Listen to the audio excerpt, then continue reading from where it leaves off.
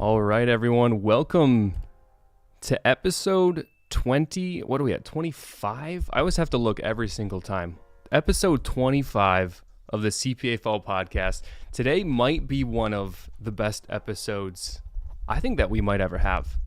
And of course, I've already shown you. You've already seen in the thumbnail. So you know what we're getting into.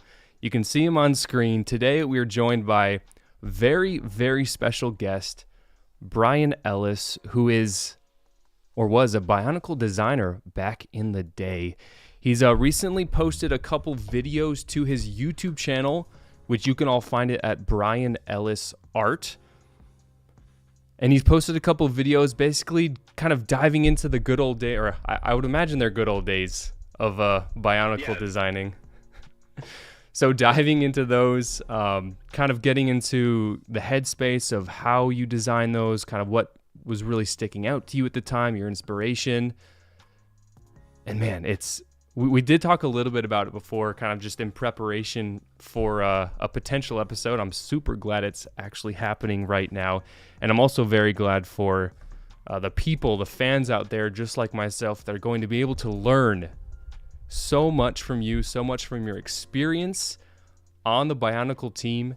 And we'll do a little bit of intros with your experience, but I mean, it's going to be tough for me to not push to that Bionicle stuff. But so before we get too deep into things, pun intended, of course, there's going to be a lot of underwater puns today, no doubt.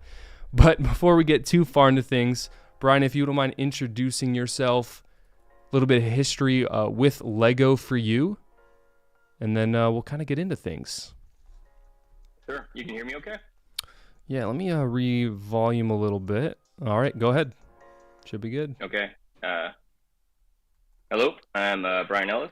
I was a designer on Bionicle from 2005 through 2007, and I was hired by Lego in 2003, and I began the very first month of 2004. So yeah, pretty much I was a year out of college. I don't know if you just want to get right into it, or how do you want to do it? I mean, my background is industrial design, and that's what I went to school for. I graduated in 2002, and I really, for about that year, I wasn't able to find much work. My background being in industrial design is more product driven. I knew I kind of wanted to do more entertainment stuff. But in Milwaukee, there just wasn't a whole lot of that going on. So I worked a few odd jobs. I worked on like an independent horror film at the time. I worked for a prop company, so I was making real big props and stuff. You see me do a little bit of that on my channel too. I love making masks and things, so that was a perfect fit. Just kind of odd jobs passing the time. And then a good buddy of mine from school sent me a link literally like December of 2002.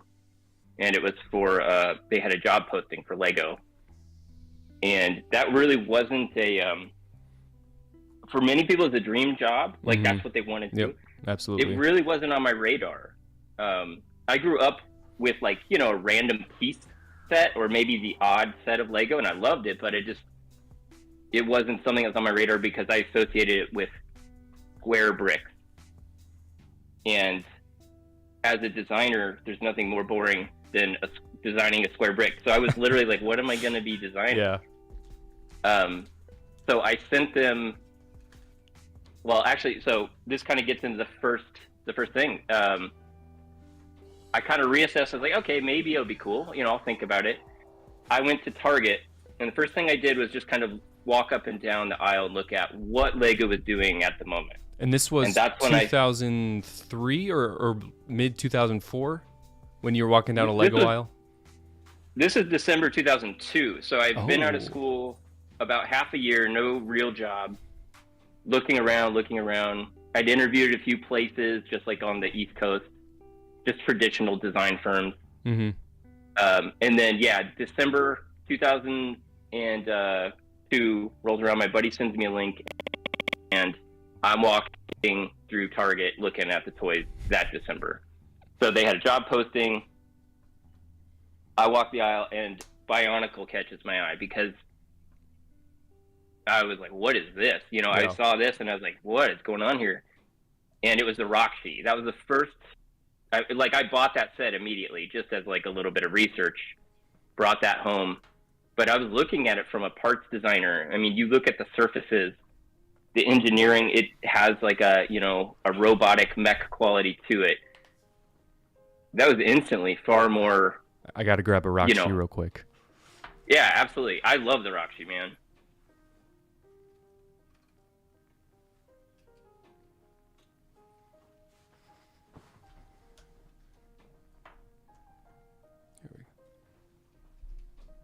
So yeah, and as we were talking about this before, like Roxy are still to this day one of my favorite designs as far as Bionicle goes. Back early when I was still really in it, and Knees, of course, the first edition of Knees, man, just such a great design, and I can't imagine walking, because unfortunately I don't ever remember seeing Roxy on shelves. I think I only really have memories of 2003-4 and onward. So man, living that is just amazing, and it's so fascinating to me that Bionicle was really the thing that hooked you into Lego. But continue with your experience in there, and as I'm sure many people in the chat can relate to walking through the Lego aisle in 2003, 2002. Yeah, so I mean, like, I'm 22 at the time, right? So it's been like I wasn't really into, like, I had action figures. I still sort of collected some of the McFarlane toys. Yep. Because, you know, they were coming out and sort of like revolutionizing what we thought of toys. Their toys were so far above and beyond what was out there with what McFarlane was doing. And I think then I walk in and I see like, hey, oh, wow, what is this that Lego's doing? They've got this like action figure kind of sort of thing. I didn't know anything. I didn't know what Bionicle was. I remember taking it home. It had like a mini CD or something inside of it.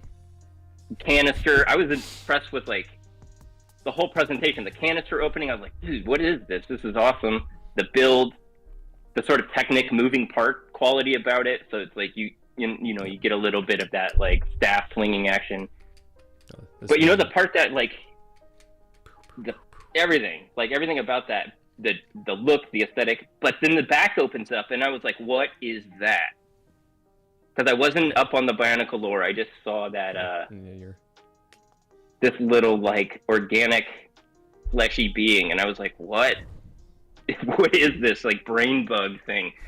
And so if you've seen some of my YouTube videos, you know I love like horror stuff or like body horror stuff. So I was like, what is going on with this?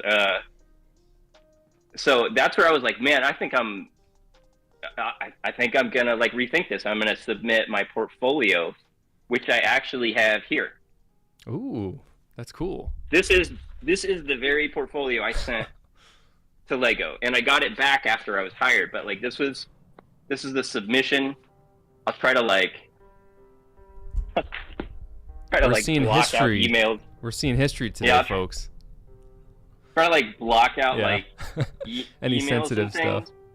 But like these were the final 20 candidates, you know, that I was going to be flown over with. And because how many? This was a position for one employee, or a group of three. We didn't know. Okay. We had no idea at the time. We don't even know. Like I heard there were hundreds and hundreds and hundreds of like portfolios that came in, and 20 people were brought over, and we didn't know if it was like, I had the impression going in this was one position, so I was like, oh wow, these are 20 people.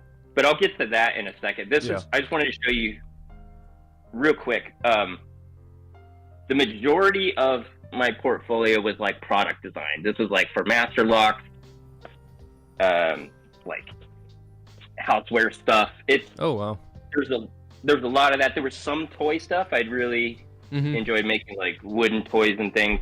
Product design. But then my senior thesis was more what I wanted to do. And so it's hard to see, but I designed a whole short film storyline, and I sculpted all these maquettes and figures. Wow. And you can see there's a lot of horror stuff. Yep. So I'm sending Lego a portfolio a full child's of toy.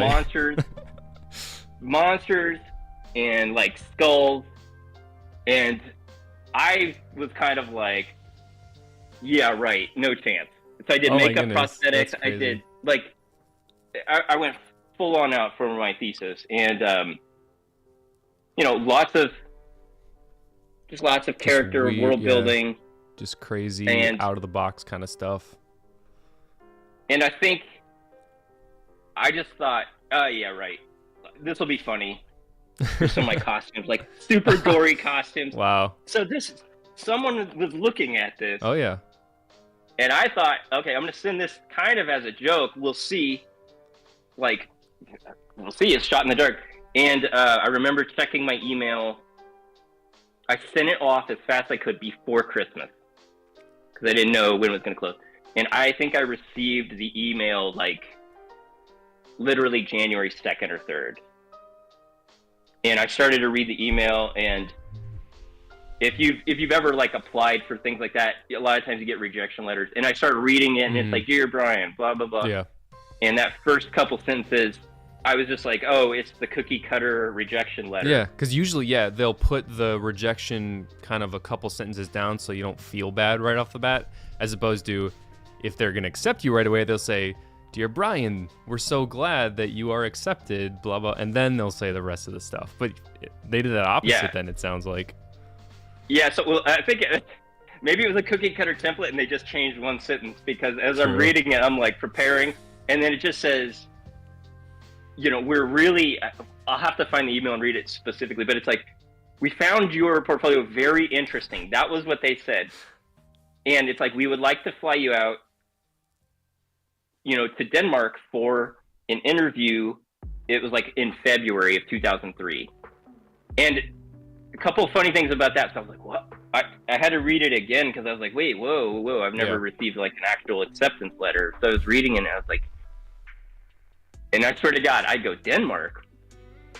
Oh, I thought this was in Denver. I thought it was in Denver, Colorado."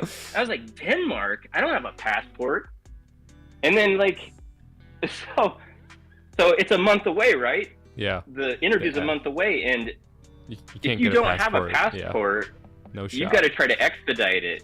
And so it was a mad scramble to expedite this passport.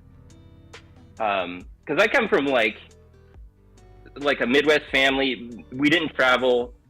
We weren't like well off or anything, and there wasn't a whole lot of money, so we just didn't travel. Thus, I didn't have a passport, and so I scramble money together. I do this expediting process. I kid you not, I missed the interview because my passport got delayed because it's like winter time, and it got delayed in Chicago. I was waiting for it to ship, and it literally came a day after the flight.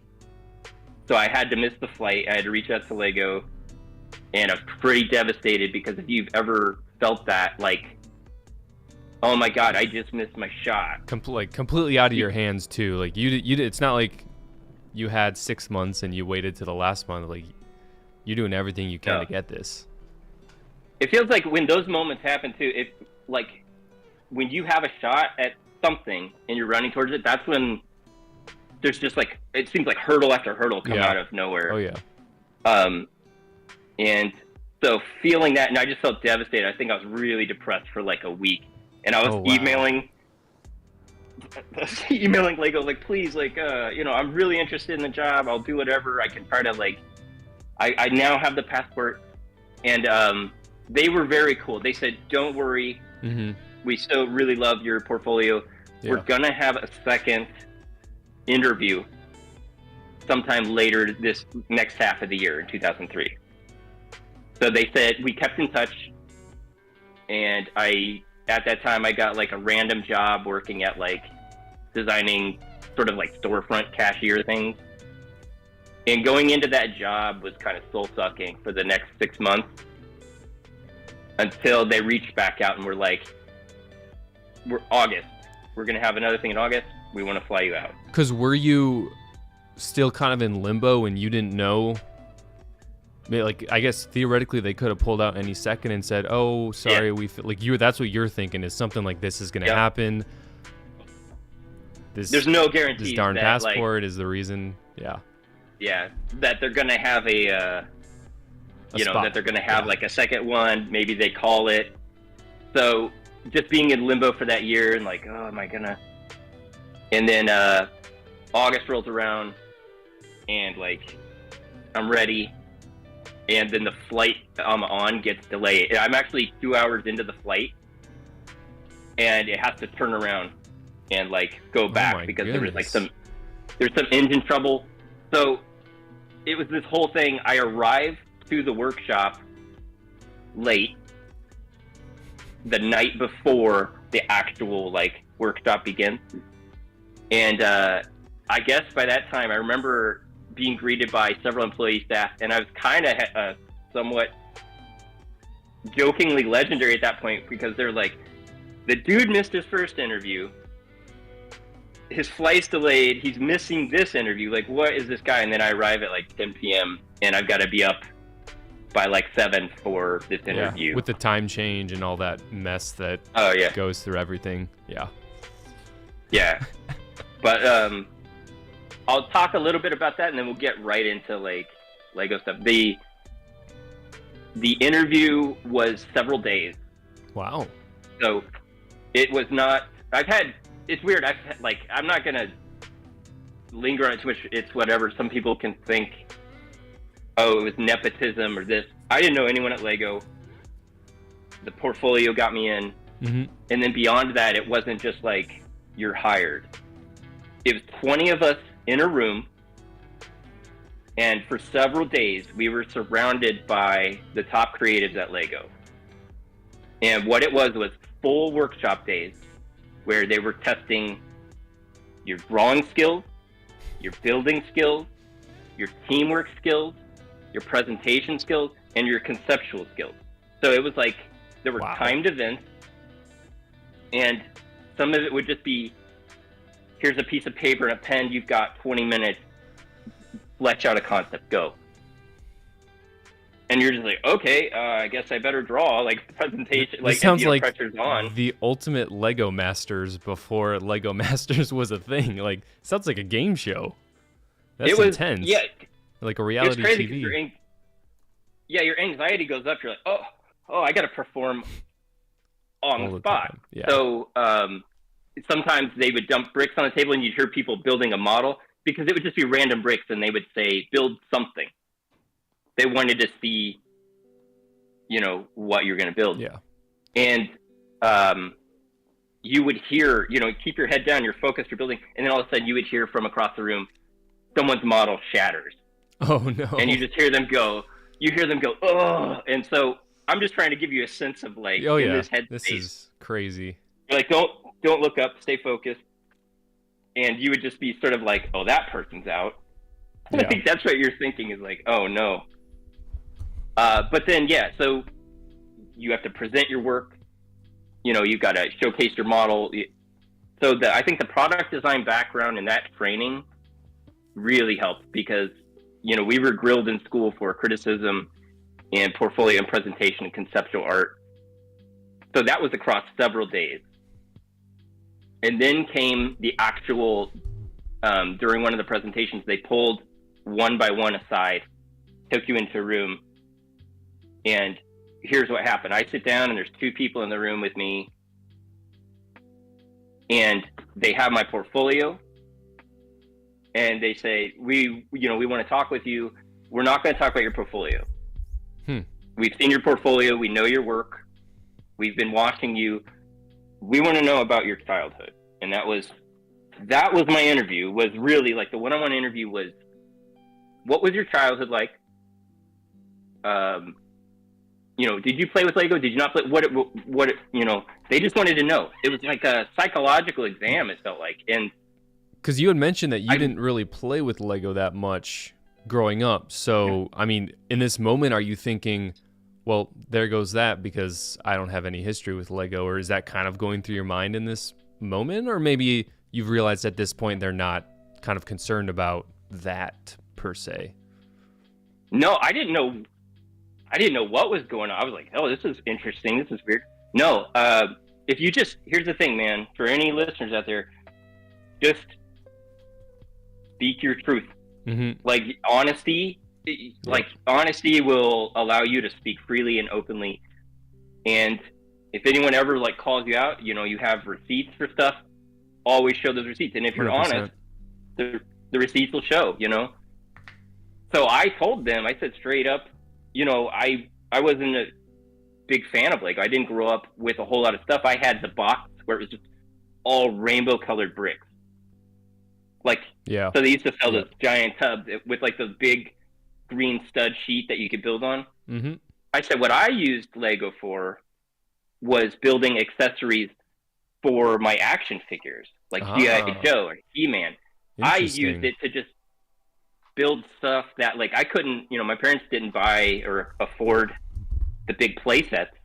Yeah. So my G.I. Joe dudes were running around in rainbow colored boats and stuff. You know what I mean? Because like I would build these like jets and stuff like that, and you don't have enough bricks to make something uniform or dark like Batman. It was whatever. So I just told them, look, I used to shoot little mini movies and stuff like that, and I would use like Lego as like a getaway car or something like that. But it was never, I guess that's the thing. I wasn't, it wasn't my dream job. And I'm not saying that to be like disingenuous or anything. It's just, my dream was to go to Hollywood and work in the entertainment industry. So, that's actually, I had, to give you an idea that I had an interview come through at the same time as Lego, where it was Industrial Light and Magic.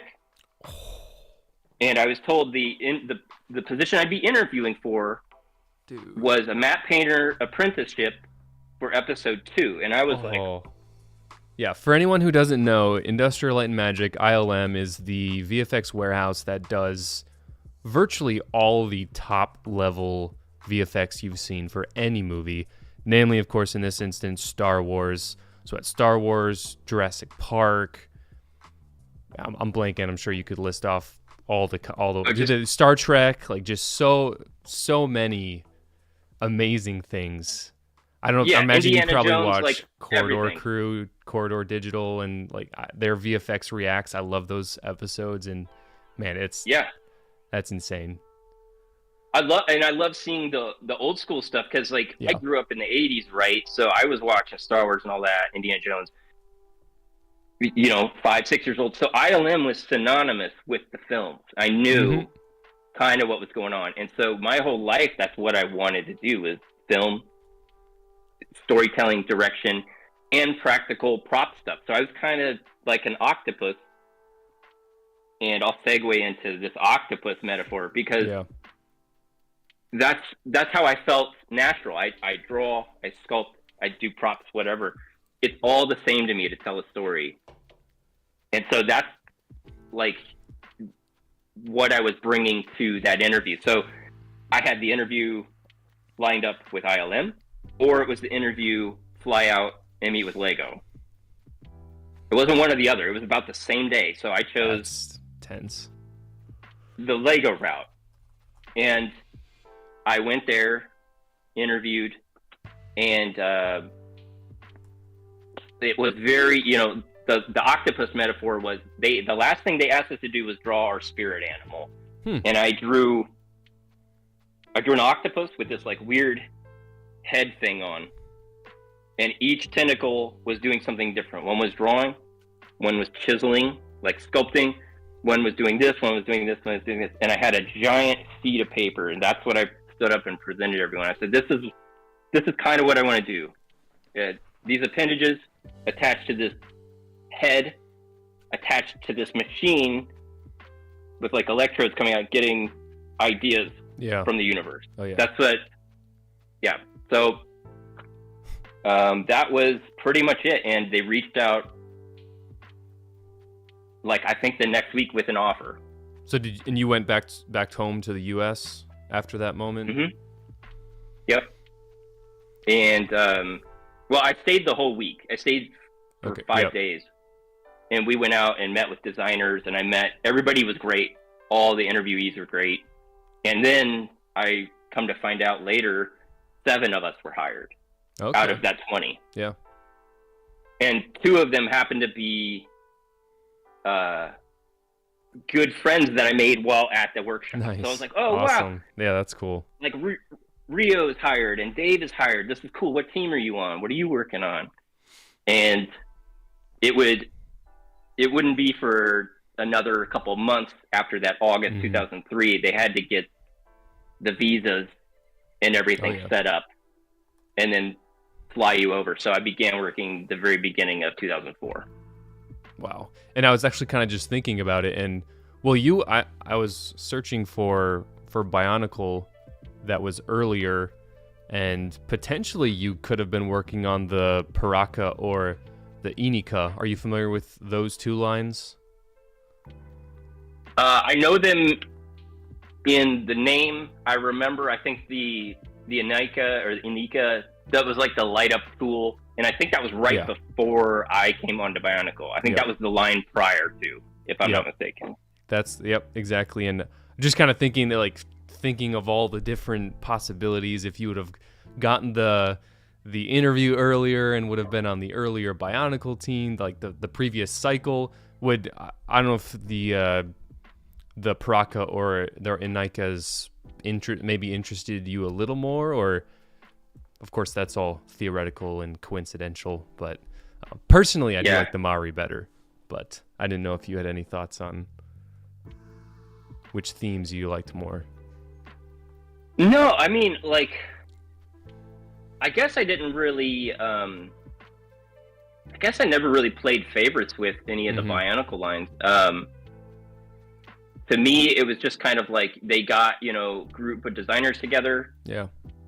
And depending upon what the, what the goal is for that season, that dictates everything. So if it's a goal that, at the end doesn't resonate, I don't think it's like the fault of, really anyone. It's a big machine. Yep. And I think the BARRAKI and stuff like that, I think that worked because it was time for a change up. Mm-hmm. Absolutely. It was, it was no longer like the builds are the same. And it was just a few parts. It was like we wanted every character distinct and different. Yeah. And so that mandate, if that mandate comes down from the top, then they must have their marketing team and everyone involved, because that's not just like a whim. Yeah. Oh, yeah. It must be like, it'll make sales or things better. What if each design, each set is a little different? So it's more of a collect them all versus all the Roxy are kind of the same, just different color and maybe a few thin pieces. But it really drives collectability when everything's distinct. Yep. So, yeah. And I did kind of jump ahead there, but as you were talking through the interview process, because of the topic of this episode, my mind was thinking, oh, you're interviewing for the Bionicle team. But of course, that's not at all the case. You were interviewing for the Lego design team, I believe would be I guess you want to call it the technical term. So and we can talk about it quick, because as we both know, that's a completely different episode that we could spend a lot of time talking on. Yeah. But which team did you eventually get on when you were placed as a designer? Yeah, so you weren't, you had no say in where you were placed.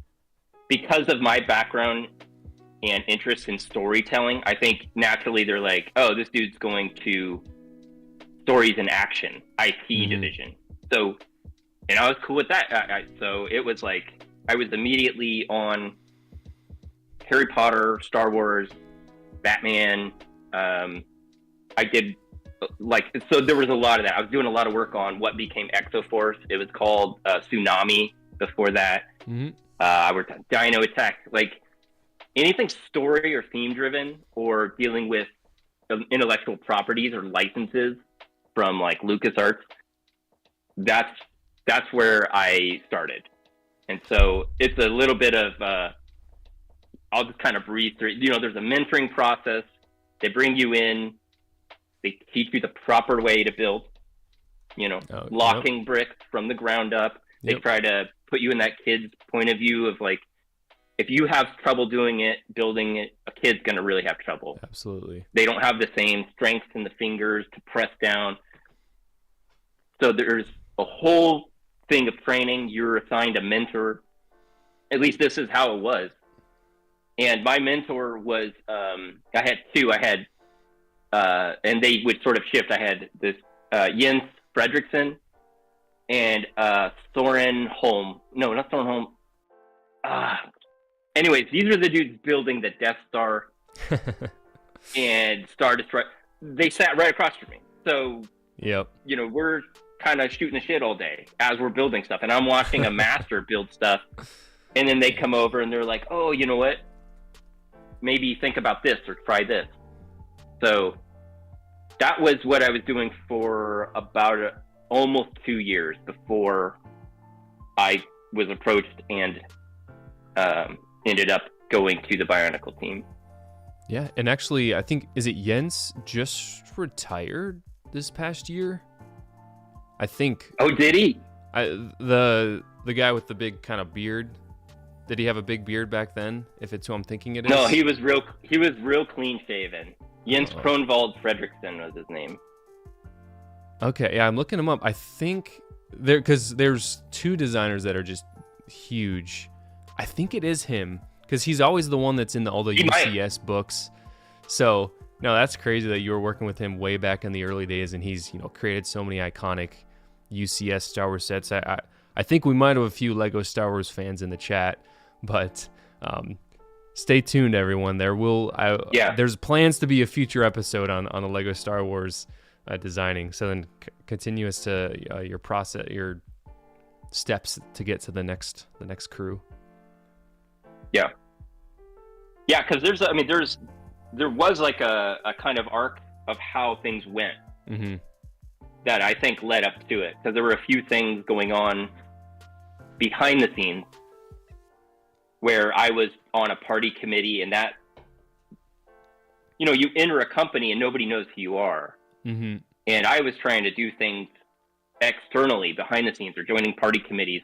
And because of stuff I was doing there, I was told that this one creative director is like, who did this and what, like, who's responsible for this? And then that led to me joining another team and doing more concept art, and then joined to this. And I think over the course of 2 years, that might have gotten to the Bionicle team because they asked. Yeah. Because you were, as you mentioned in the beginning, Bionicle was really what hooked you into taking the interview in the first place. So throughout these 2 years, are you trying to figure out how, are you planning like, okay, I want to get to Bionicle in my mind, how do I do that?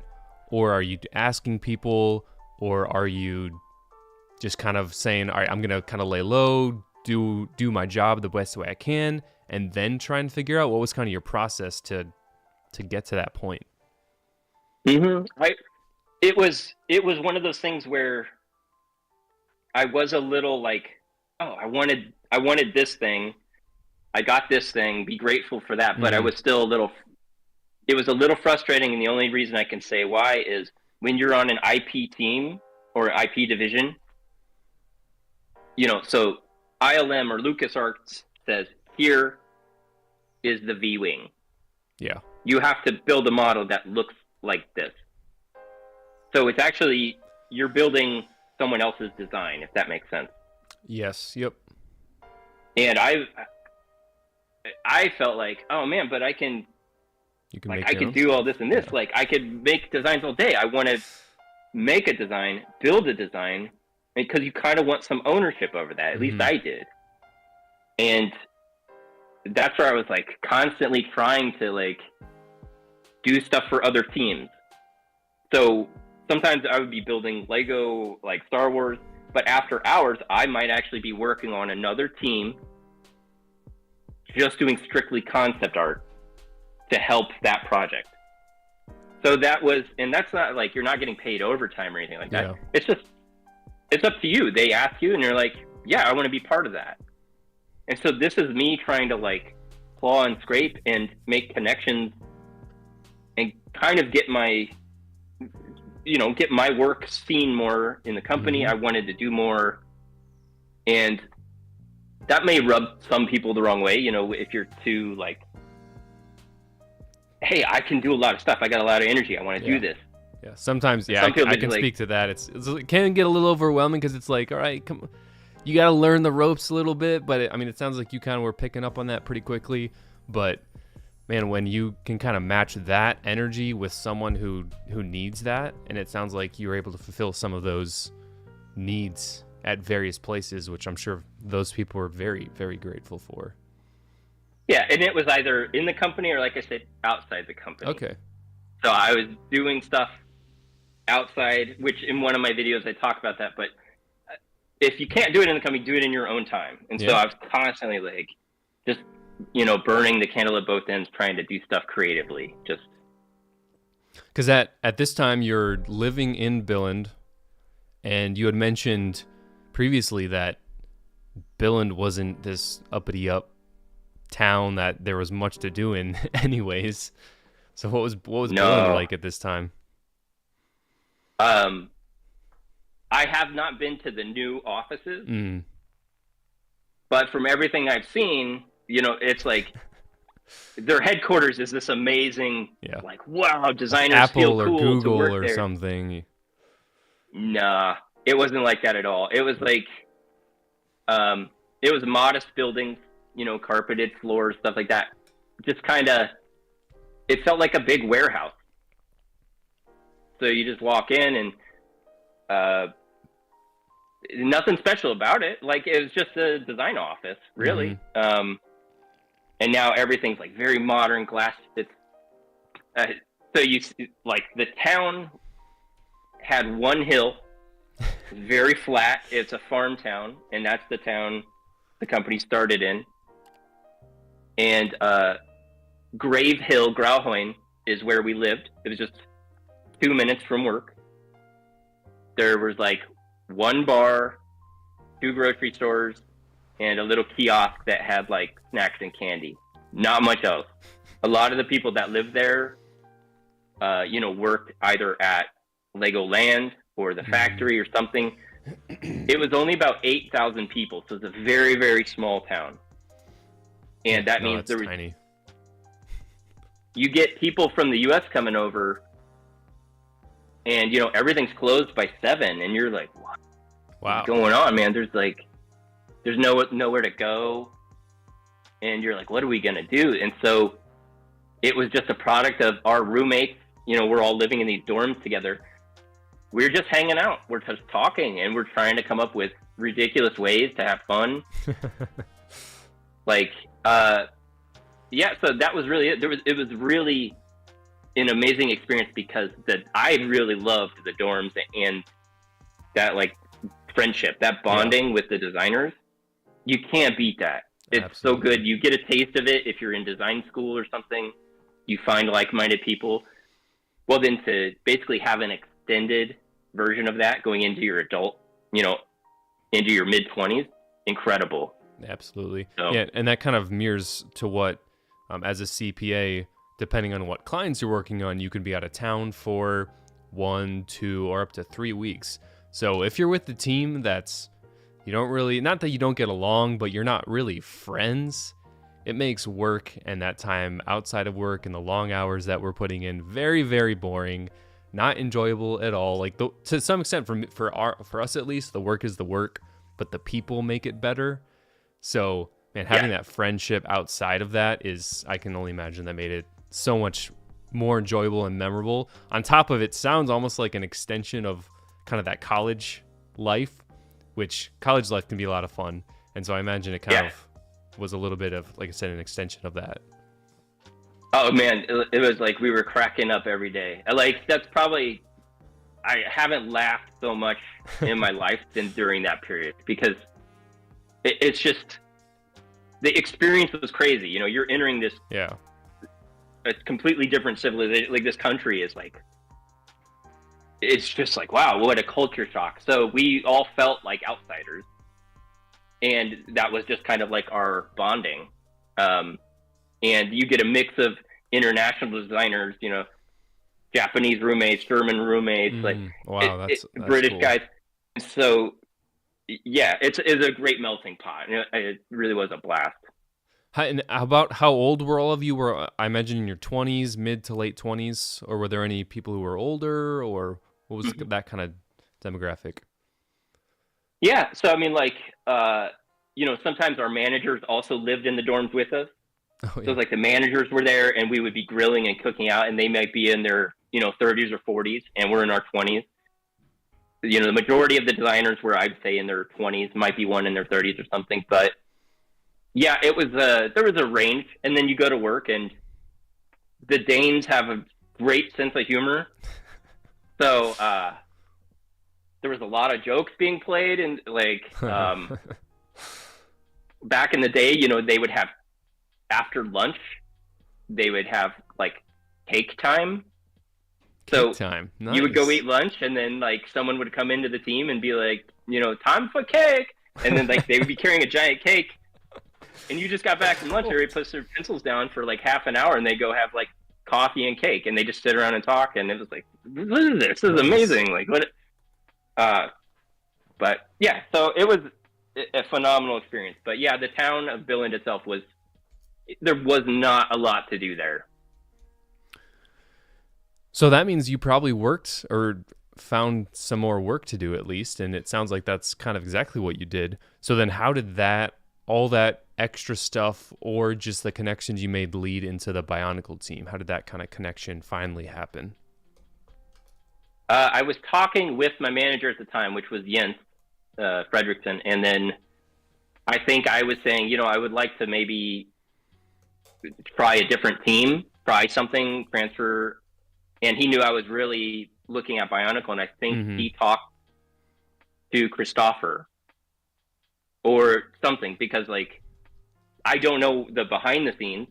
I just know that Jens came back and said, "Hey, I listened to your input and I listened to this, and I think Christopher would want to meet with you." So Christopher Roundahl was the manager of Bionicle, and he came over, and I remember us like having kind of like a lunch and talking, and then going over, and he was walking me through the Bionicle office, because there was the main design house. Well, Bionicle was in its own building, so it always kind of felt like, oh, those are the cool kids over there. They're too good to eat lunch with us. When in reality, it was just like, they have a different schedule, completely different schedule over there. So getting to go over there and see and meet the team kind of firsthand was super cool, because they invite you in. You're like, oh man, I haven't even been over in this building. This is amazing. So that was really kind of how it started. And I think Christopher is like, we'd like you to, would you want to come join the team? Because they were having a designer switching off or leaving the company. And so there was an opening. And I think Perfect timing. And, you putting the vibes out like, hey, I want to try this. So it lined up, and I was like, absolutely. Like, and this was this like September, October, I think 2005 was right around this time that I joined. Okay. Yeah, Bionicle. And then let's see what I have on my list. The first thing you worked on, or what was kind of the first couple days? Was it right away getting into all right, here's what you're going to design, or was it introductions to the team? Here's who you're going to be working with. What was that first, I'd say, month or so? Well, the first thing was that I talked a little bit about this, was team bonding. Yep. They wanted me. Yeah, I remember. I was brushing up on your videos last night to make sure I kind of could dig into some certain things. And I remember you mentioned that. Yeah, so there was like, however many of us, there was like 6 or 7 designers plus the manager and a few of the like marketing and stuff like that. So maybe 10 of us, I can't remember. But that was my first thing. Like, I met the team just on like a walking around the studio, but then Christopher was saying like, hey, we're going to do this team thing. It'd be great if you join us, and it'll be kind of like a kickstart to the new theme. Nice. And so we go to northern tip, least I think it was the northern tip of Denmark, or maybe the aquarium was in the south. I think we went to the northern tip, and they had a massive. It was like an aquarium on the coast. Mm-hmm. So they had this giant tank with sea life in it, and they had you. We had to go through like a diving course, sit through that. Then we got suited up, got our gear on, and then it was like, okay, let's go into this massive tank. And there's sharks, there's this, there's, like manta rays, there's all this life in this one giant tank. And so when you're in there, people in the aquarium can actually be watching you because you're on the outside in this massive thing. So, we're going in, and that was it. Like we started off, and it was kind of funny because we were all a little nervous. One dude on the team, Andre, he was super cool, but his was hilarious. He got into the tank of water, and you're supposed to go down, get in first, dip your breather in and your goggles in. Yep. But you're still holding onto the ladder, and a manta ray, big thing, flops across his chest. Oh my goodness! If you've ever had one, like, he freaks out. He's freaking out, and he's like, no, can't do it. So he got out, and he's like, I'm out. Done. That's what I remember the most, was like, oh my God, he was just traumatized by that. Do you remember, so this influenced your design. Do you remember which character from the BARRAKI he designed? Just out of curiosity. I'm wondering if his experience had a little impact. Oh, man. If I started describing them or listing them off, would it trip your memory? Yeah. So there's the big yellow kind of dopey one, Carapar. He's got the big pinchers. That one. Or there's the kind of light bluish one that kind of look almost like a praying mantis a little bit. Yeah. Okay. And then there's the so that's Takidox. So the one I think it's Mantax, and it's the black one with it's just dark at all, or pretty dark. Don't know how else to describe it. Yeah. But did any of those trip your let me just see real quick. Okay, I'm pulling them up now. I gotta say, I think it was God. Oh, and then the green one, Elec. So there's the green one, and then the red one. The green and red one the green one's spiny. It's got a lot of the porcupine spines, and then the red one was just kind of pretty. Didn't have any too standout features. It just had the orange kind of tentacle-y things. That was that one's standout feature.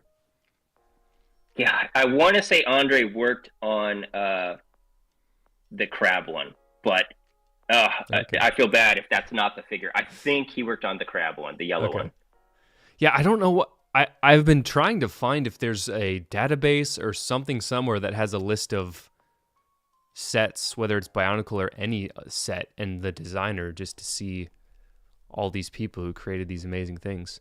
But I have not been able to find that. If anyone in chat happens to know, please drop that link, because I definitely want to keep that in the directory. Yeah, I feel bad that because it's like 20 years ago. Oh yeah, that's a long time. You've slept since 20 years ago. You've slept since then. Yeah. But yeah, I just remember those guys were great, and there was such a good camaraderie with the team. Everybody was always coming over to each other's desk and being like, "Hey, check this out. What do you think of this?" They've got their prototype piece. Be like, "I'm kind of thinking this. What are you working on?" They're looking at that like, "Oh, that's really cool. What if this or this?" I'm like, "Oh yeah." So there was just an open. Mm-hmm. It was real open. It's like everybody was like, "Oh, this is rad, but what about what if the weapon had this or something?" So yeah, that was that's incredible. It's that's an awesome feeling when you're not feeling like a team or something is backstabbing or competing. It's everybody was actually working together. So mm-hmm. that was super cool. So your first, and we alluded to it, certainly PRIDAK was your first figure that you designed, of course, inspired by your experience in the Shark Tank, essentially, with falling right on a shark.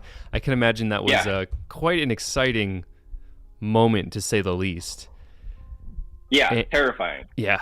And actually, I'm really glad I rewatched the video last night, because you mentioned and we'll kind of get a little bit into we'll just, whatever, we'll get into the design, okay? The design of PRIDAK and the red on the face. I was watching a video that was it was an hour-long video. It has like, I don't know, 2 million views or something, and talking about all the designs along the way. When they got to BARRAKI, mentioning, yep, they varied the villains. All the villains weren't the same anymore, which was awesome. And he mentioned PRIDAK, and he kind of was like, come on, we know what all that red on his face was. This is a kid's toy. Something along those lines. And funny, because before I'd watched your video where you mentioned, no, it wasn't intended to be blood, or some kind of like he had just feasted on some poor innocence or something. maybe not. I mean, like, here's the thing: is like, you're designing it, and it's not like you want to create a controversy. Yeah, certainly. So it's kind of like, yeah, obviously sharks go hand in hand with like the idea of blood, but also we were changing it up, and I was like, if you see like a lot of sort of extreme stuff, like snowboarding stuff, like white and red is a fantastic combination. Oh, yeah. White, red, and black. And so I knew all the white figures at that time had been paired up with the color blue. That was like the secondary color. And so I was like, well, if I'm going to tackle this sort of like dark, because I kind of, I sent you a sketch. I don't know if you got it. That was the... that's how I would always like block in silhouettes real quick, and there was no rhyme or reason. I was just kind of doing weird, mutated things, and it certainly wasn't like trying to like say to the team like, oh, this is this. For me, it was like I was doing a lineup, and I was like, what do I like? Because we were kind of allowed to pick a character of what kind of character you want to do. So did you send it in the Discord chat? Yeah, Discord. I am not seeing it for some reason.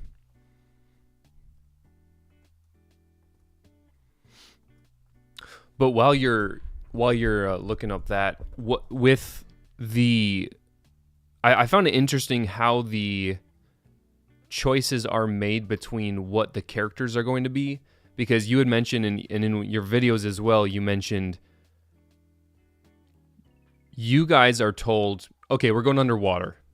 We got to create 6 enemies and 6 heroes, and that's basically it. Whereas I would have thought, and we talked about this earlier, I would have thought Greg Farshti, amazing mastermind behind all the stories, would have said, all right, we're going to do this, we're going to do that, the BARRAKI have to be these warlords that have been mutated by underwater. So this is what we're going to kind of go with. Whereas that's not at all the case. You guys are, like I said, you're just told we're going underwater. Have fun with it. Yeah, I mean, here's the thing too: is this is like, think of it like an automobile, and I'm somewhere down in the transmission, but there are drivers and stuff above me. I don't know about the meetings. I don't know, like, when Farsi would be brought in. I just knew he was kind of like, they called him a little bit of like the Bible gatekeeper. I knew he was writing the comics and lore. But also I knew Christopher was highly involved with Bionicle from the beginning, as well as I think the man, Christian Faber, is, he was an external... Like, he worked for Advance, which companies will sometimes reach out to external ad agencies, and where it's a full production that can provide commercials, concept art, prototypes. So it's like a brilliant think tank, right? Advance. And that's all well before my time, before Bionicle, everything came out. And I think Faber, he does like an awesome job of documenting all Absolutely. of that. You can kind of see his sketches. But to me, like I would meet Faber here and there, and I only met Farsi once.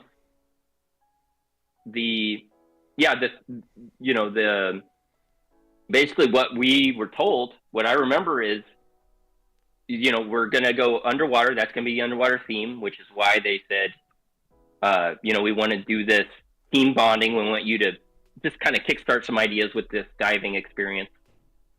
The discussion was mutation. That was there. So definitely at some point, the idea of mutation was there. And the idea that now each character will be kind of monstery.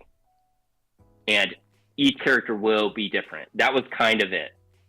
But there's no, like I said, there was no, oh, here's a shark. You're going to design a shark. Yeah. You're going to design a crab guy. You're going to design. Nope. It's 100%. That's up to the designer. So those, did you get that sketch finally? Yes. Did yep. that come And through? I Okay. have it pulled up on the screen. So you can see that was what is that? Day, month, day, year. I think that's October of 2005. So that was kind of after the diving, coming back and just starting to sketch out some ideas. And there's also, let me see here. There's this one, which I'll drop in here. I don't know. Are you able to show these? Yep, I'm showing the chat these. And while you're doing that, someone, one of my channel members, Angry Canadian, huge Bionicle fan, said, I remember the day going to Walmart and buying PRIDAK as a kid. My favorite BARRAKI to this day. You got a lifelong PRIDAK fan in chat. Awesome. Yeah, oh man, it's weird. So when I have the window popped out, it doesn't allow me to send images. I have to there we go. So there's that one. That one's a little weird, right? Because let's see, you can just see a very, very dark silhouette, and I hadn't even started to shadow him in yet. But I was taking from my artwork where it was just black silhouettes. I sort of taken that shark figure and bringing him in. You see he had more of a spine kind of back, but you can kind of see the vertical shark head, and then the idea, I was just illustrating whatever. Just, you're getting ideas flowing at that point, and the sharks or the sea life under there is scared of him. And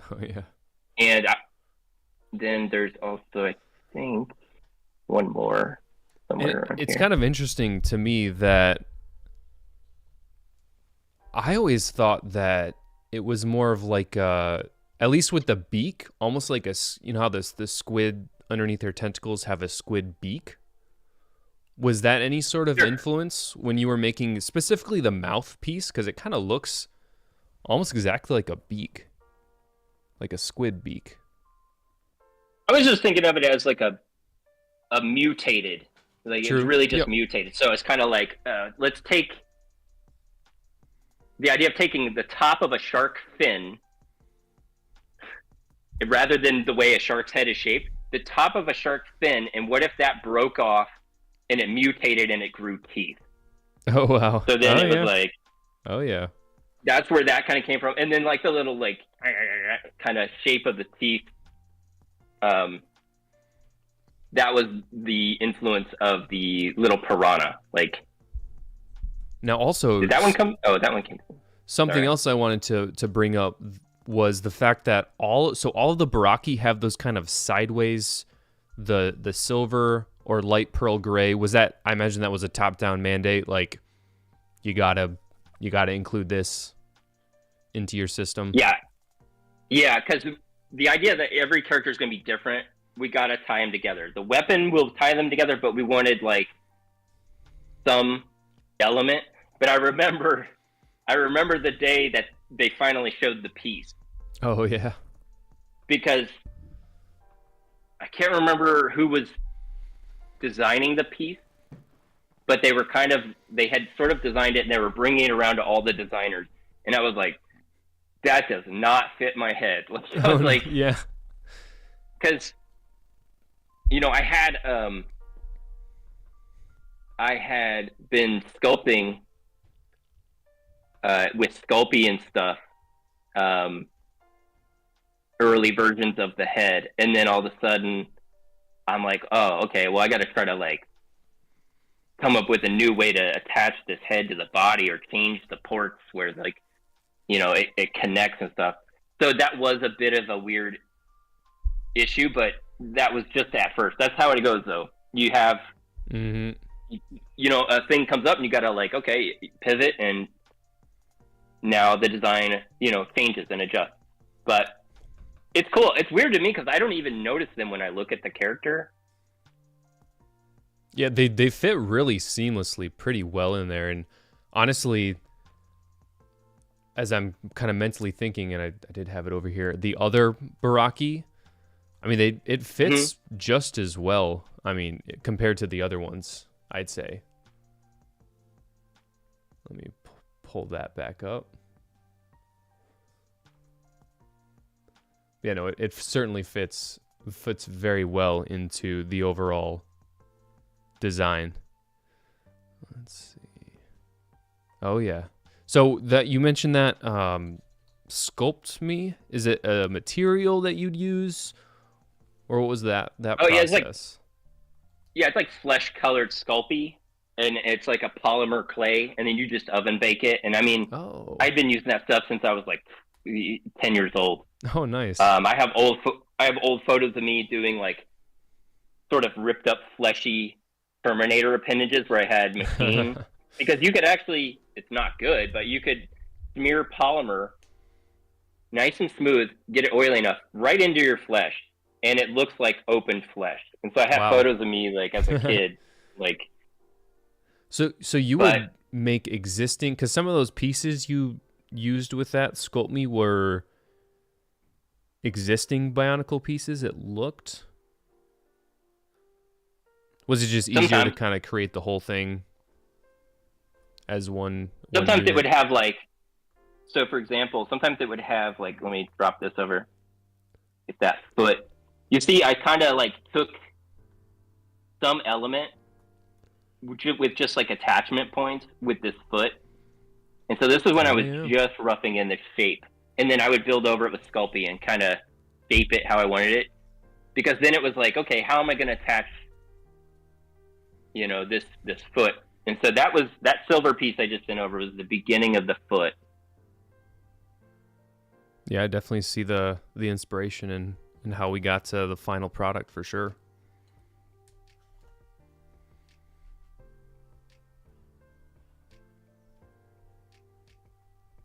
And this was just like real rough, Most of the designers, we were just kind of like, a lot of us were kit batching and using Sculpey stuff. So, that's super cool to see all the early versions of things and how they ended up to where they got on shelves. It's always cool to see the stages. Oh, well, here, this one, so you are sharing these on the live screen, right? Yep.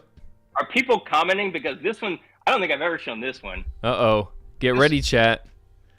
You better have have some nice words for this next behind the scene look. So this one is not mine. Sometimes you would come with like, say, my image there, like what I had kind of roughed up the head with Sculpey. Well, sometimes an engineer would then take a look at that because, a lot of these parts have to be, sometimes you could kind of rough in and do your own 3D model. But then once it goes in engineer, they say, oh, we can't do that. Here's our proposal. This is, when they come back to you, why is it not? Yeah, come here. When they come back to you with like stuff like this, you go, no. All right, here we go. I'm pulling it up, chat. You ready for this? This is an early PRIDAK look. Oh man. I'm looking at it, Like, chat. Especially you, Angry Canadian, as you'll have to let me know what you think about this one, since he's the PRIDAK fan.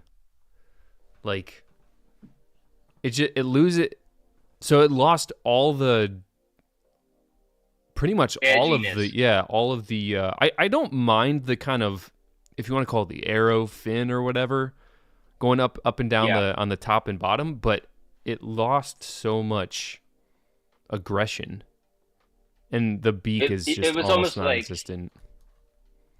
Yeah, it's like if you had, a wax sculpt of PRIDAK's face, how I sculpted it, and then hit it with a flame, and it just kind of melted and softened all the edges. That's kind of like what happens. And then as a designer, you're like, my design's gone.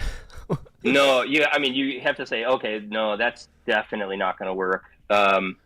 And it's just a back and forth with like yeah, I was gonna ask what the process was like. I think that's one of my bullet points of when engineering says, oh, let's try this, and you say, no, I'd like to go back to how much closer to what my original design was. Do you have to do some give and take, or what's the back and forth like on that?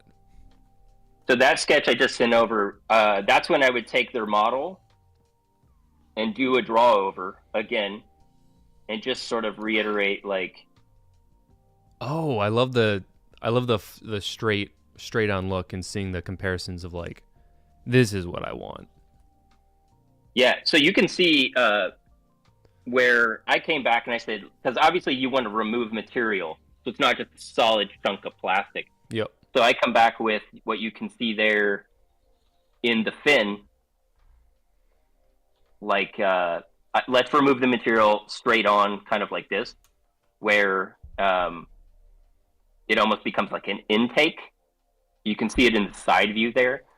And then it's really just like, it's a give and take. And sometimes a different engineer will come on and take over and work with you. And after I think a few back and forth, there was one engineer I was just like, dude, we just clicked. Nice. It was like, he got it, and there would be an easy banter. And if I ever had any changes, I personally don't like making arbitrary changes.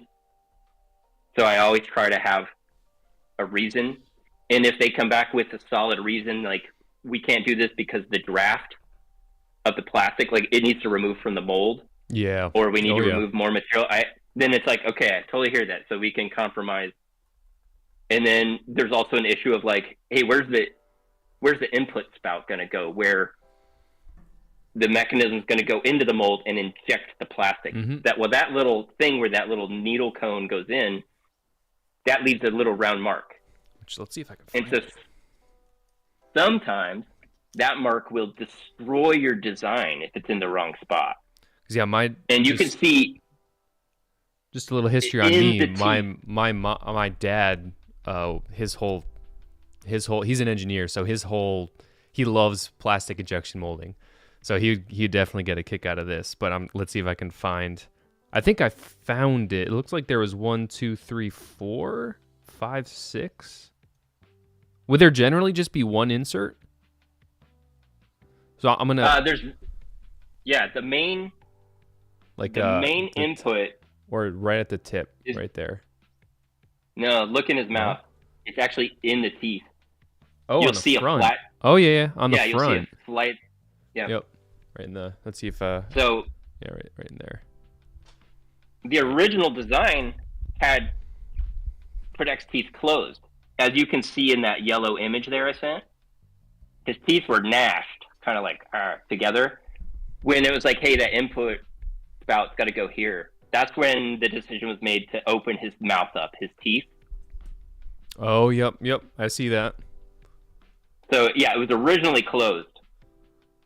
And then it was like, okay. Then it's like, well, we need a spout here.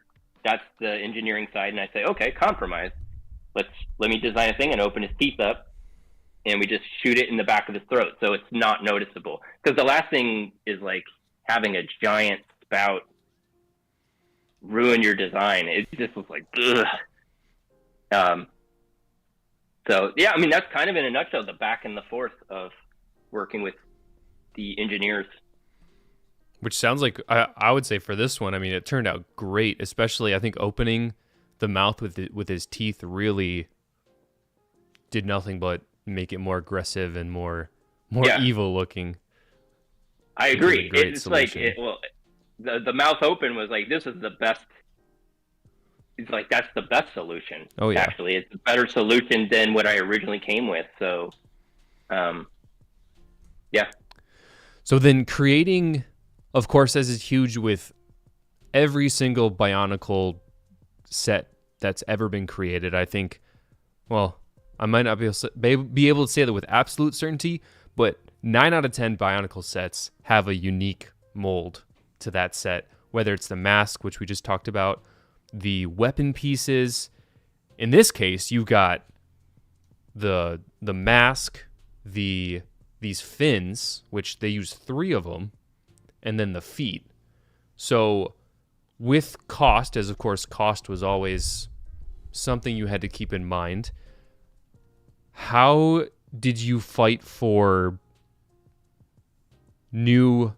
how did you fight, and not necessarily fight, how did you build your case for, I need a new mold for the weapons, which maybe that was a little easier fight because it was kind of inherent within each mainline Bionicle that they were going to have their own weapon, but like the feet, these add-on pieces, how did that whole situation work with that process? So it's really just looking at, because there's a lot of testing that goes on. So in order to kind of get away from the model of all the figures look the same, just in a different color, well, we need to introduce newness. And we know, like, you can test it and things like that, but a unique weapon and a unique mask, that's enough to generally sell a brand new figure and a unique way to build it. Yep. But if you have those 2 elements, because there's going to be a new weapon that comes with it, but at least some sort of armor or mask is necessary. And I'm not sure, did the other figures, I'm not sure how many pieces they had. Yeah, let's see. Were they new feet and stuff? Let me... So, Karapar, the big crab one used Brakshi feet. Ellis used Paraka feet, so reuse. I think Kalma had reused feet. Mantax had new feet, but they were reused later in the Fantoka. Pridak had unique feet, and Takedox had reuse feet. So it sounds like you won the new foot. You and Mantax won the new foot battle for the new mold. Yeah, I think that was the crazy thing. There was never any like pushback on like, dude, your model's way over or anything like that. It was within, it seemed like, from everything I remember, it was within budget to create these things. If I had probably gotten rid of the feet, I probably would have been able to do that like twisty torso that I originally wanted. Was it ever pretty common where either you or another designer started creating a unique piece, whether it was for feet or an armor add-on or something, and then either you or they realized, oh yeah, there's another piece that's close enough to this and that works. So just thinking for Karapar, the big crab one, I mean, he had a lot of extra pieces. He has all those crab or those yellow kind of crustacean add-ons. So maybe the give and take was, all right, we're gonna reuse the arms. We're gonna grab the arms from Inika, or we're gonna grab the feet from the Rakshi. Is that kind of how the give and take works? Where you'd gain all that crustacean armor, but you would lose somewhere just because you have to? Yeah, somewhere along the way, depending upon the part you're designing, how much it's going to cost. If you've got to lose that to meet your price point, then yeah, then a foot will come in. Which kind of, it's a little bit of what happened with like the Mari NUPARU. Yep. And going with those like webbed feet, choosing that. I just didn't. There was no budget for me to create a new foot. So you mentioned, and I have some ideas in your PRIDAK video on your channel. You said that a Titan set came in over budget, and that was part of the reason why, I don't know if only you were affected or just the whole BARRAKI team was affected, and you had to kind of slim down your designs to some extent to meet the overall theme budget. So I looked up the other sets that came out during that period, and I think it was sets like, let's see, it would be 2007. So we've got sets, just so people in chat can know, the Titan sets of that year were Gudunka, Hydraxon, Maxilos, and Spinax. We've got, I think Karzani was in there as well. A Nocturne. It seems like any one of those could have scalped away from the budget. I don't know if you're able to say or if that's maybe too sensitive of information, but I know I'm personally curious which one came in over budget. Or if you remember. No, I actually don't remember. And here's the thing, right? My memory could be totally like, maybe it was something, but that's what I really recall, was that there was a discussion of like, oh, this, like the overall cost, but generally, the budget for each character is kind of like in its own thing. So the figures, the $7.99 figures, you have a number, and much like packaging, that budget is separate from those 7 characters. So it might have been, I'll throw myself under the bus. Maybe it actually was my feet. That would be awesome. That caused me to have to like remove the thing. But I distinctly remember there being some kind of like budget price point issue with a bigger set. But yeah, I couldn't remember like what that was. Because I could see, Gudunka was huge, only $20, but had a ton of big pieces in it. Like that whole head mold. I don't know if you remember Gudunka. It was this big kind of translucent-ish blue figure.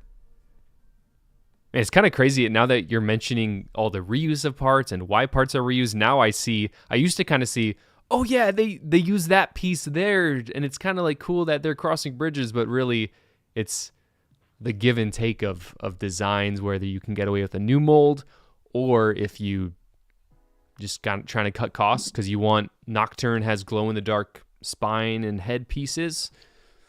So we've got to cut to the design somewhere and use Paraka feet or something like that. Oh, Nocturne's rad. Yeah. Actually, just looking at him. Yeah, I haven't seen a lot of these in ages. And $15, man, that's just absolutely insane. It's crazy. Well, I think the cost of these. I mean, I could be wrong, but I also think that new spine, that flexible spine, I really think that, because I wasn't using that at all, and I know some of the other figures, at least Elak, I think, used it as well. Yes. Yep. I sort of remember that piece being pretty expensive because it was not only new, but so that, but also the flexibility of the piece.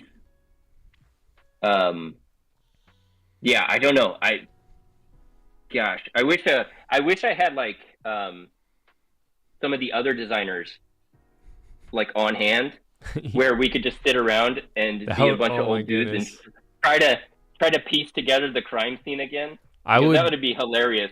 I would love to just sit and listen and just be like, oh my goodness, hearing all these stories of, and then, yeah, I feel like you said, slowly everyone would be like, triggering each other's memories and like you said, piecing it all together and trying to figure out, wait, no, I thought you went over. That's why I had to cut this out. Yeah, Like, no, you did. No, no, you were working on this.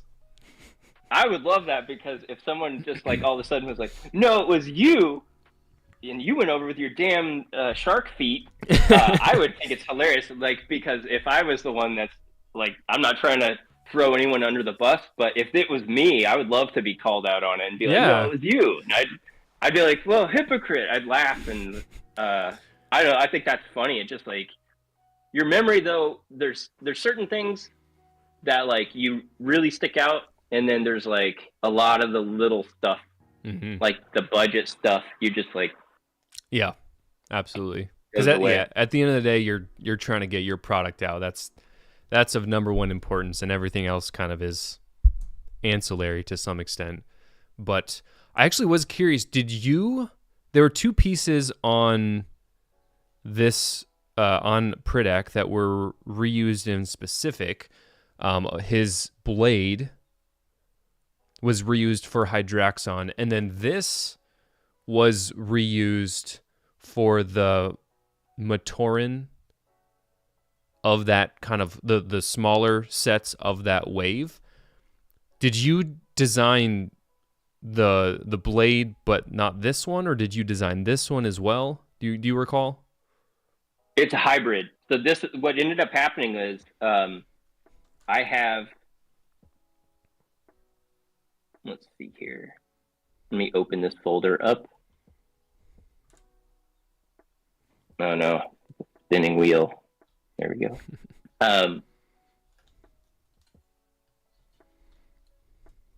So you can kind of see here, if this will go through, maybe not. And then just as an aside, they did reuse your PRIDAK feet, ironically, as the head for Karzani, which is a pretty iconic set. They recolored it in green. I think it was like a dark or a limeish green, a dark forest green for Karzani, which nowadays, I don't know, sells used for like $400, which is kind of crazy. Yeah, holy crap. That's, yeah. There it goes. So you can see. Oh, yeah. This was my design, which was a little more aggressive than what the final piece came out to be.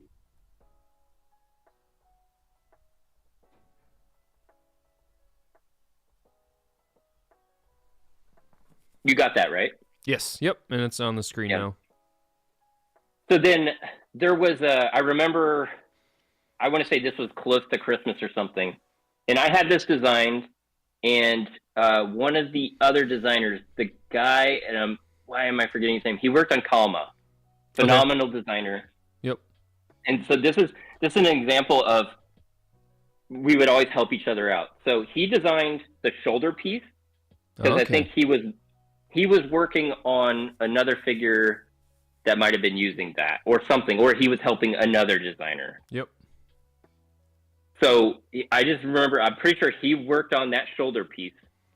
And then what ended up happening when I was on Christmas vacation, I came back, and during that time, like production or whatever, they had to get basically parts prototyped.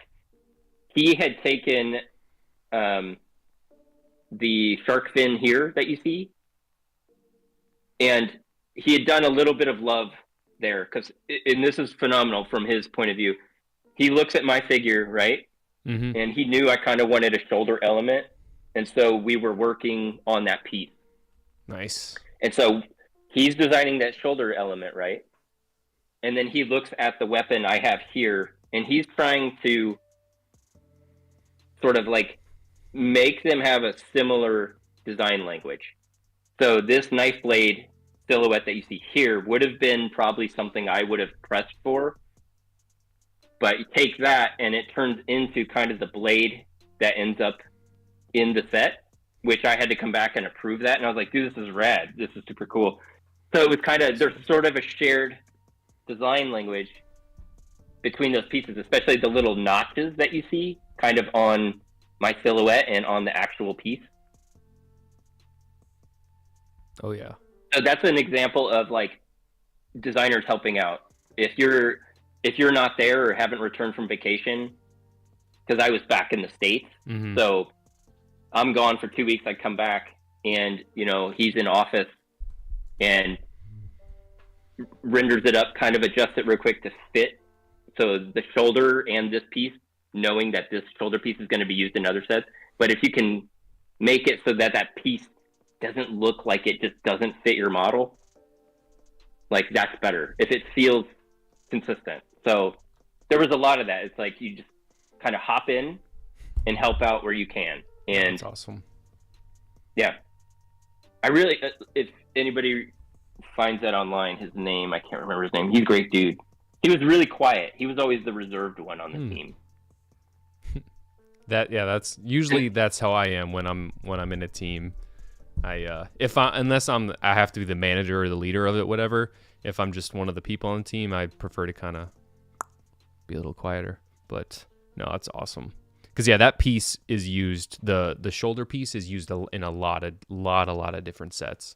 Because yeah, it's a smaller, a little bit more versatile. But no, that's awesome that. And I love seeing the kit bashing style because it looks like you took a blade from a Vaki, the Tahu lava sword, and then I think the bottom of another Vaki blade, and just went and pushed them all together.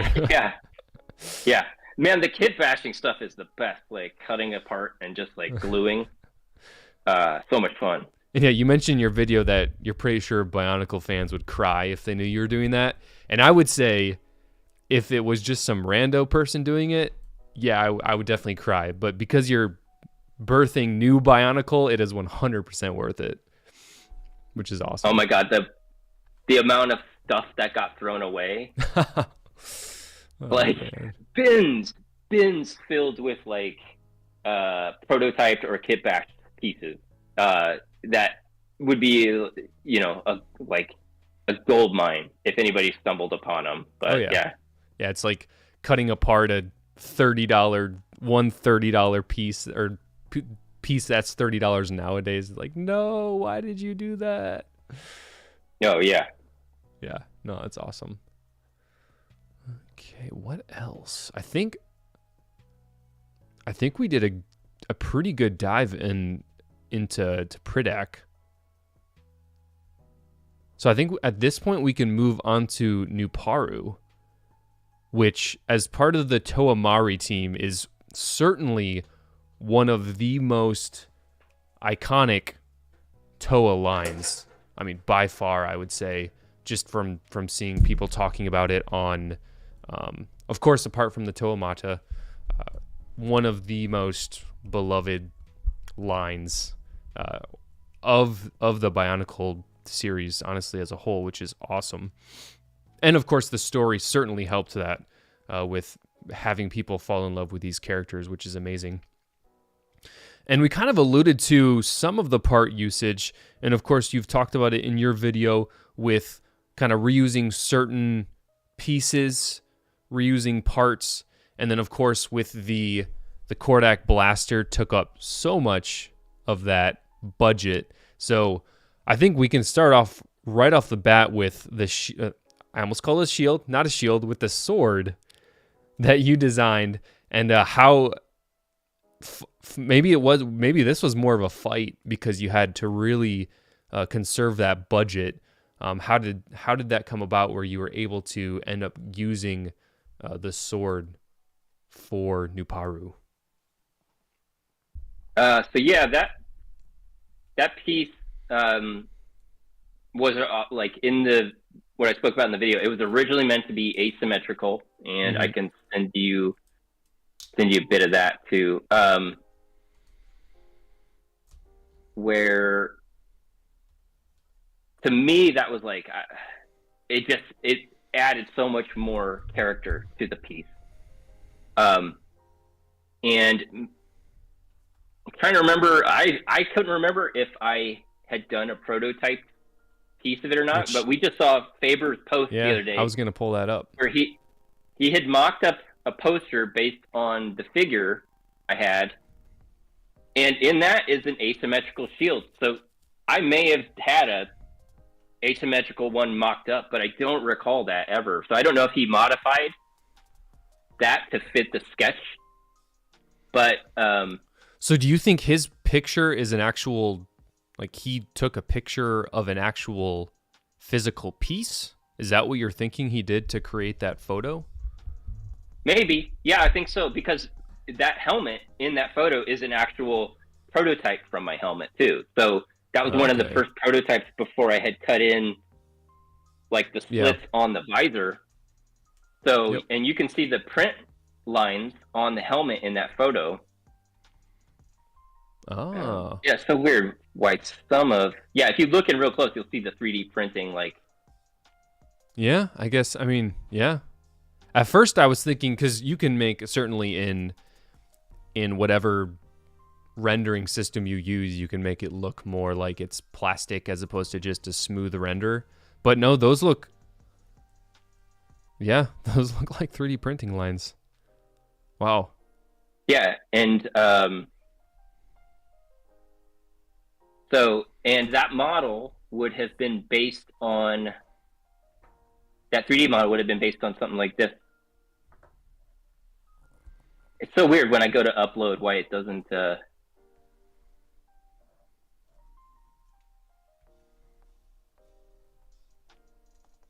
we go. So here's the 3D CAD, and you can see this was one of my early designs before adding the actual like the top pieces that are cut out in the final mask design. So here's and then chat, you can see. Yeah. And what was the? Of course, we see the two. I don't know if you want to call them respirators on either side. Mm-hmm. What was was there a reason why you took one out? Was it a cost thing? I know it's not uncommon by any means to see in those kind of old war pictures of them to just have one. Was there any specific reason that got cut out? I was just testing it out at the time. Okay. And then it's asymmetry. Asymmetry is like,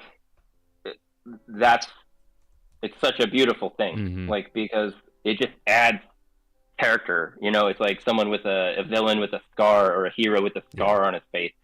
It just adds more backstory to him. So then, yeah, somewhere along the way, I just was like, well, I'm going to remove one of them. And here is...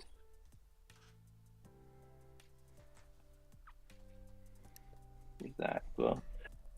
So this was my digital painting before taking it into 3D. Let's pull that out.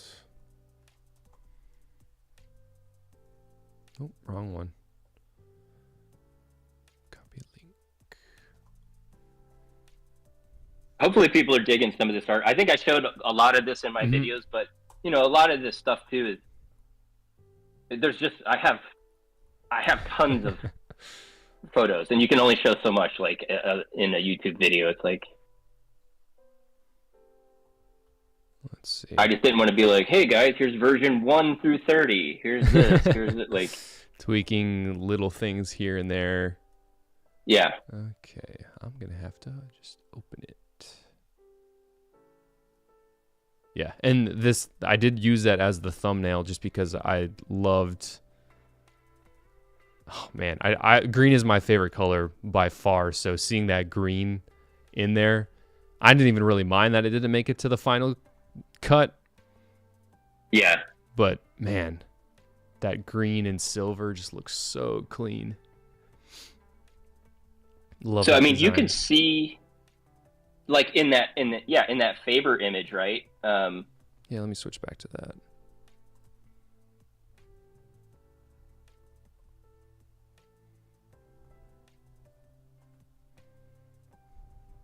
Yeah, that Faber image looks really early, and we can try and dissect what pieces. Of course, you mentioned the car fender the vehicle fender piece as his shoulder pad, which of course, which was updated. And then his chest piece looks almost like you've got two more car fender pieces. Yeah, because that were split across. Here is one of my sort of like, this was at my desk right while I'm prototyping pieces. So I'm painting and prototyping, and you can see like the prototype helmet I had on here. That was a new one. Oh yeah, wow. And so I'm assuming at some point, you know, because Faber is over in Copenhagen, so flying in, and whenever there was like a sort of team meeting or something, there would be, you know, we would have our prototypes and presenting them with the, and actually, oh, well, here, I should have sent you. Technicals exposed. Send you this one. So it's like, you know, early versions of PRIDAK where you're building based on real parts that you have. And so like using Technic fenders or whatever to get that sleek sort of shape. The reason I added this sketch here was to show you that one of the prototype fields or the blades, you can see it in this photo.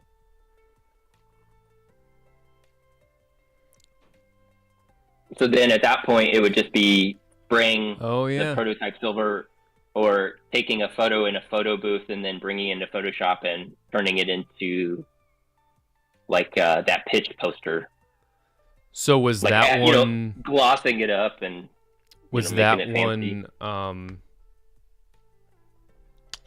excuse me. Was that one the asymmetrical blade or the symmetrical blade at that point with that? It that looks one like symmetrical. Yeah, I was going to say it does look symmetrical. Yeah, that looks symmetrical. And if you like, even you can kind of see there's like some pink marking on the background, and I can't remember what that was for, but it might have been an engineering note on the, you know, on the prototype piece to kind of like, we need to hollow this out or something like that. So we did have one person in the chat ask, Kathleen was, and I think I might know the answer to this. Do you know anything about NUPARU as a character or the Toa Mari lore-wise? I don't. Which is completely fine. Don't. Yeah, no. Yeah, like the... Or I guess maybe a better question is story-wise, what did they tell you, high level, what the Mari would do and how they would affect the larger storyline? We talked about not that I recalled. I mean, they may have given us a binder or something where it was just like, here's a quick history to get you up and running.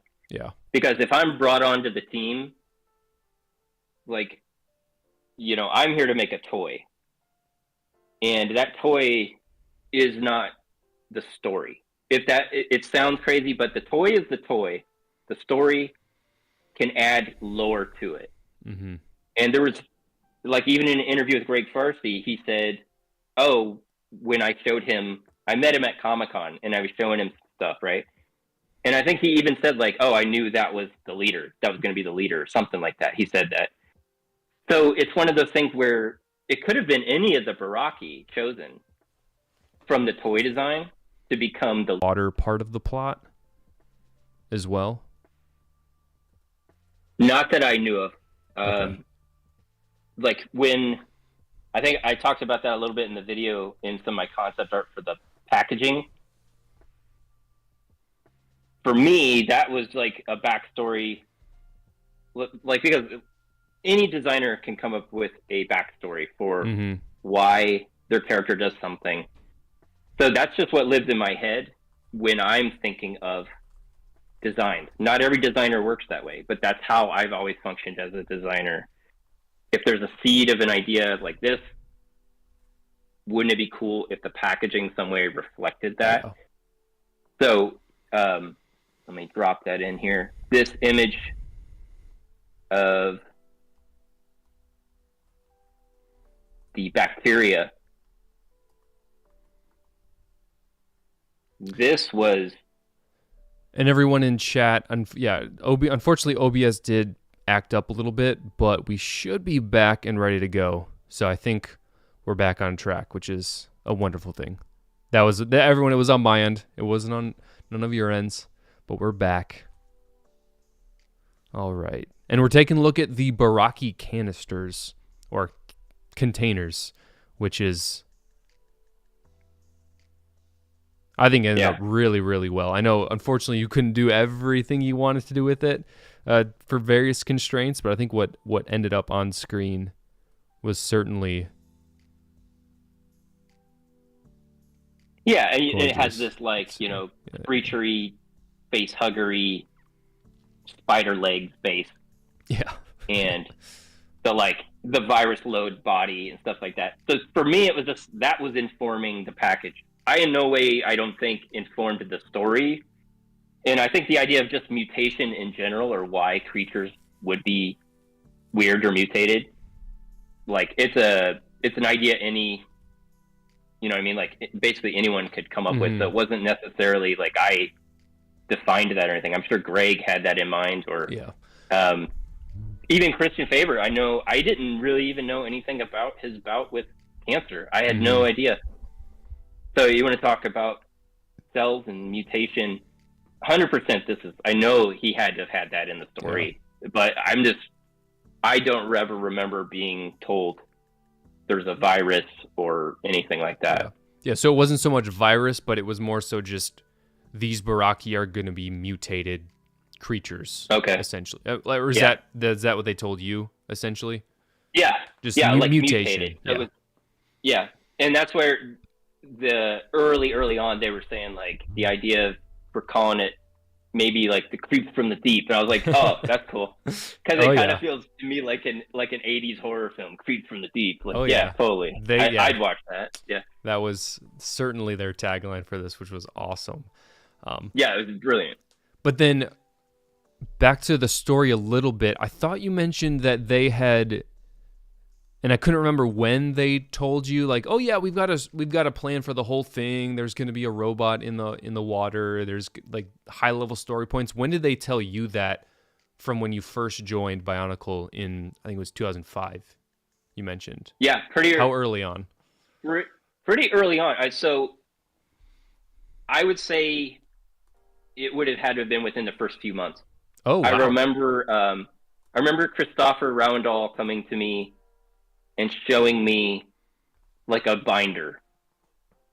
And that's where I first saw, the great being, like the great machine under the water, and saw that, oh, his head is actually like this island. And I was like, oh, he's like, yeah, that's why they're going underwater, showing the image. And I'm like, oh, holy crap. So was it, I'm going to send you an image in Discord. I want to know if it was the image that you were shown, and then I'm going to show chat. No, that's not what I saw. Okay, because this is I was more. It was like a 3/4 view. It was a really nice rendering, and so it'd be like, yeah, you're seeing the whole body laid out, and it had kind of like ocean over it, and then drawn on top of it were like islands. So it was like, oh, holy crap, like different parts of stories taking place here. And then the idea of like, oh, like they're going underwater to basically cork this thing and flood the system, like flood the water out and restart the system. Because it was also pretty early on that Christopher told me, it might have been during the creation of the Mari. I can't remember, but I knew pretty early on that they were going to be closing Bionicle. Yep. Like they were going to be wrapping up the story, and I was like, "Whoa, really?" Like, to me, I was like, "Holy crap!" Like they've already the idea, and he said this too, was like, yeah, Christopher saying like we want to kind of go out on a high note. So the idea of like, don't overstay your welcome. Like tell the story and get out before it gets to the point where it just goes on and on and on. Because I think up through the BARRAKI and the Mari, the sales and everything were definitely going up. So the story had been doing well, and I think it was just like before this story gets too sprawling, wrap it up, because I think it's their decision at that point. I think it's like, hey, we could keep going and milk this, or which is fascinating, because a lot of the fan dialogue is that kind of the opposite, where Bionicle stayed too long, or Lego just didn't know what to do with it. And I don't know if you're familiar with Bionicle Stars, which was the last 6 sets released in 2009. And basically they were rehashes of previous Bionicle sets, just unfortunately, very dumbed down. So they had Tahu, the whole leg, thigh and knee and leg piece or shin was just one piece. So instead of it being a more posable set, it was very rigid, very stiff, very basic design. And so a lot of fans were like, oh, yep, Lego's kicking out Bionicle and giving us this, kind of throwing us a bone, which sounds like that wasn't their plan at all. Yeah, like I wish I knew what happened after I left. Because I thought I was leaving, and I thought like, they're gonna nail this ending. They're gonna like, it sounds like they're gonna go on a high note. I can't wait to see what cool sets, they're gonna like come out with. So yeah, that's kind of a bummer, because I didn't really follow a lot of like what happened after. I was hired after I left Lego to do like 32 paintings for the Madanui Saga finale, which was like, I think it was like one a week would premiere, and they had like Michael Dorn voicing it, and it was on the Lego website every week. And those were all your paintings? I don't think I've seen any of those, because unfortunately I wasn't doing, or I wasn't really online much during this time. We had like one computer in the house, and I wasn't really using it, so I don't think I saw any of those. But I imagine they were on there's this website called Biomedia Project, and it literally has every piece of media and promo and every comic, everything that was released for Bionicle. So what would that be? Oh yeah, I linked to it as well. It's on my website. I think I definitely linked to the YouTube video. Someone took all the snippets of those clips each week with the painting and the narration being told over it, and they put it all together in one, like I think like a 30-minute YouTube video, like a story. Yeah, I'm just trying to think what it would be called, because I haven't seen those images before, and it'd be cool to see those since they're your images. Let's see. Website, yeah, I mean, that was pretty cool, because it was after the fact. It was like a year or two after I left when they reached out. Because I think the conversation was something around, there wasn't a whole lot of budget to do a proper like film or something, and they wanted to still do as much as they could for the fans, and to at least, I think, illustrate as much of Greg's story in a very quick, truncated wrap-up. Because I don't know how much he had written as well, where they might have just sprung that on him. Yeah. I don't know. That's just speculating, but I imagine, he's got to have tons of ideas that he's constantly writing. And then for them to be like, hey, we're pulling the plug and we actually don't have a budget or something for a film. So basically got to wrap up these grandiose ideas in a fast way. Yeah, definitely could have been the case. Yeah, I'm not sure. It's I have no real knowledge of basically what went on after I left. Did you say it was linked on your website, Brian Ellis Art? Here, let me send it to you real quick. If you want to just send me the link. Yeah. Yeah, so all of these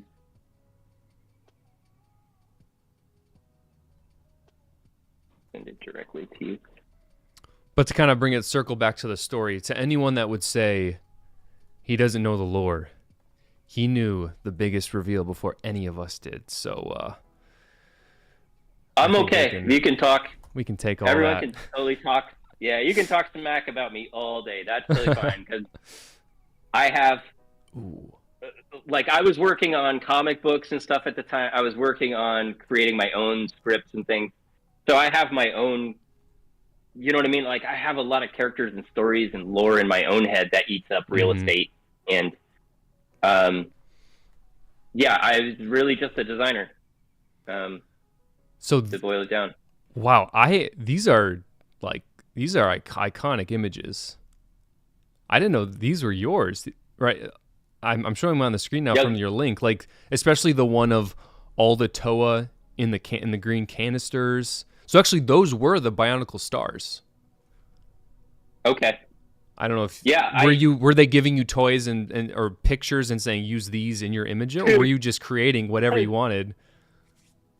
I'm not like I'm just gonna tell it like it is. I'm not trying to throw anyone under the bus. I received an email because I had moved back to Milwaukee, right? And I would be in Milwaukee working out of my home, but then sometimes I would be back at Billund doing creative consultant work for like 3 to 6 months. But then I'd be back in Milwaukee.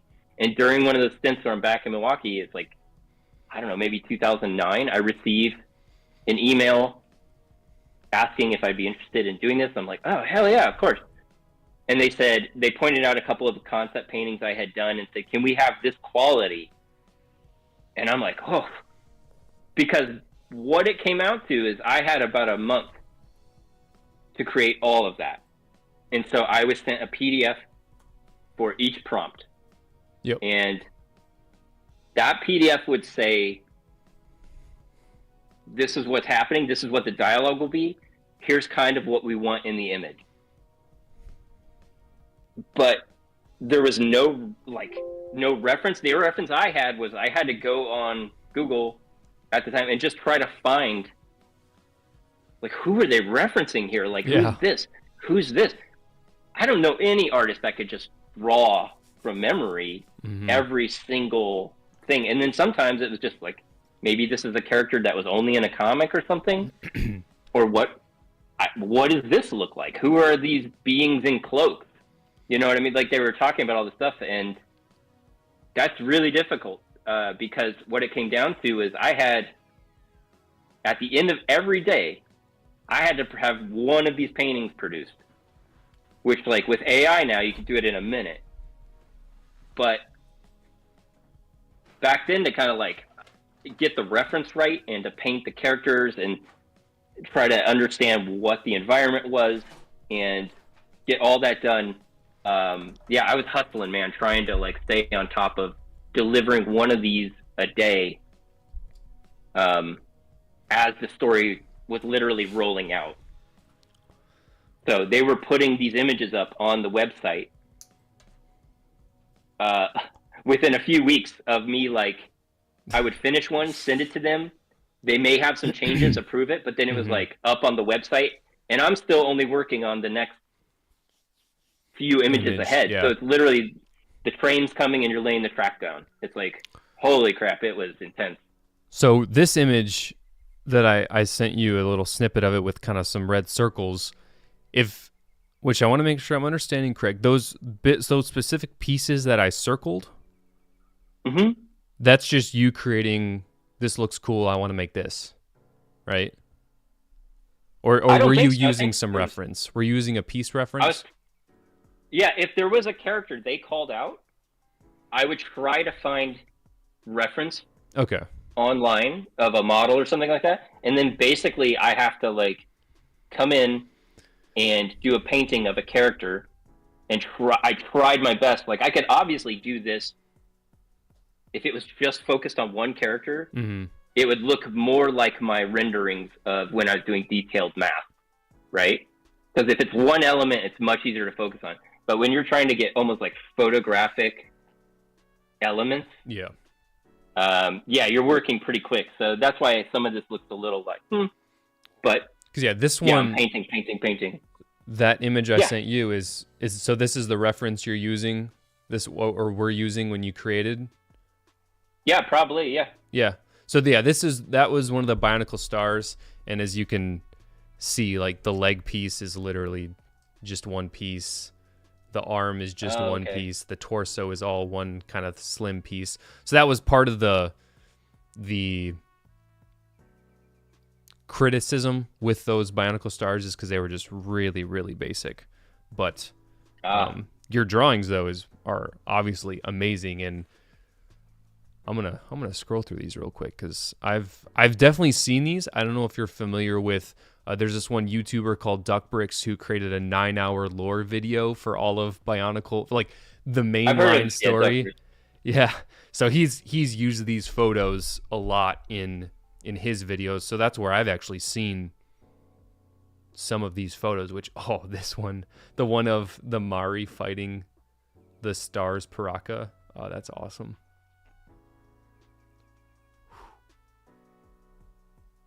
I mean, one of my favorite is the like on the page of the Roxy just getting destroyed, just like Yeah,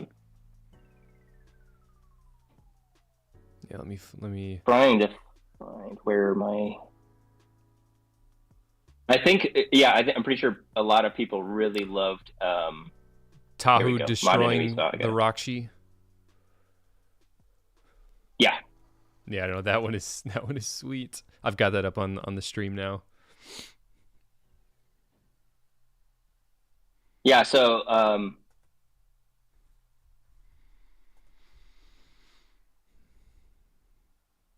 yeah, I have like reference here. Sometimes they would send me reference, or I would have to go online and pull reference. But I've got all my old folders here full of this whole process. New characters, old characters. It says robot, new character, large images, locations.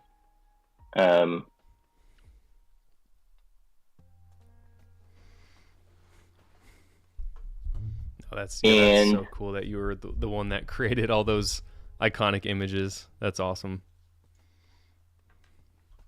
Yeah, let's see. I think there were some people too that were like, "Hey, this is weird. Why is this mask or something different in this painting?" Or it's because if I have one up on my website and the mask is like different, it's because it was probably a revision. Okay. That they asked for, because they had sent me stuff, I would paint it, and then if it was like, oh, we need to change it, like this one here is actually labeled new face. So I think I had gone in and had to adjust the face because there was like a change last minute or something like that. I don't know. And then actually just looking at that one in specific, all the symbols in the background, did you just kind of, was there any rhyme or reason to those, or was that kind of just random symbols that you were throwing up there? My own, the majority of it was my own alphabet. That's cool. And then you can see, like, some people are like, oh, there's a CryoShell logo. Nope. I was creating a weird, I was just creating a weird spiraled sort of like creature, because the idea is like he's been through the universe and he's scanned all these planets for life. And so that upper left thing, to me, that's kind of like a Cthulhu alien on that screen there on the upper left. And it was just, let's see, I can even try to read you here we go. I'll read this to you. There's like a description of the image that you wrote up.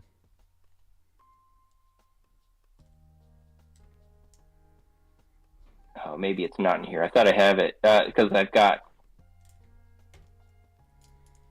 Yeah, so it just says like 95,000 years ago, I spent most of my existence exploring other worlds, watching cultures evolve, measuring and analyzing the dance of stars and planets. After a time, I took the beings inside my mental body for granted, ignoring them and their constant squabbles to focus on my outside universe. This neglect would cost me and my small workers endless misery and pain. So, wow. Really, the brief I got was just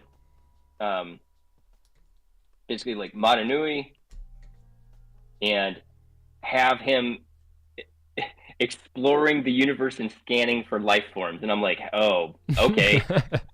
How do I In do one that? image, like, Yeah. so that's kind of where I was like, okay, well, I'm going to try to just do an iconic, like, I'm going to have him doing this thing in his pose and put planets behind it and have him almost like having feelers out and scanning. And for me, I'm like, data, right? Yeah. Overlay, text, screens. So I was just trying to make it as crazy and as weird as possible. Like that ring around his waist with the letter. I don't know what's going on. He's absorbing, like with every part of him. It's not a hula hoop. It's Yeah. not like some cosmic hula hoop. It's just Oh, that's yeah. awesome. So that was me trying to like convey scanning as much as possible. Oh, that's so cool. So not to squash this amazing conversation, we can definitely come back to that at some point in the future. But I did want to bring it back to NUPARU just a little bit, since we're trying to focus on them. But certainly we'll revisit that at some point, whether it's a different day or when we're just chatting or whatever. Back to, I wanted to talk about the custom pieces that you had with NUPARU, specifically the armor, which is used on his shoulder and thighs.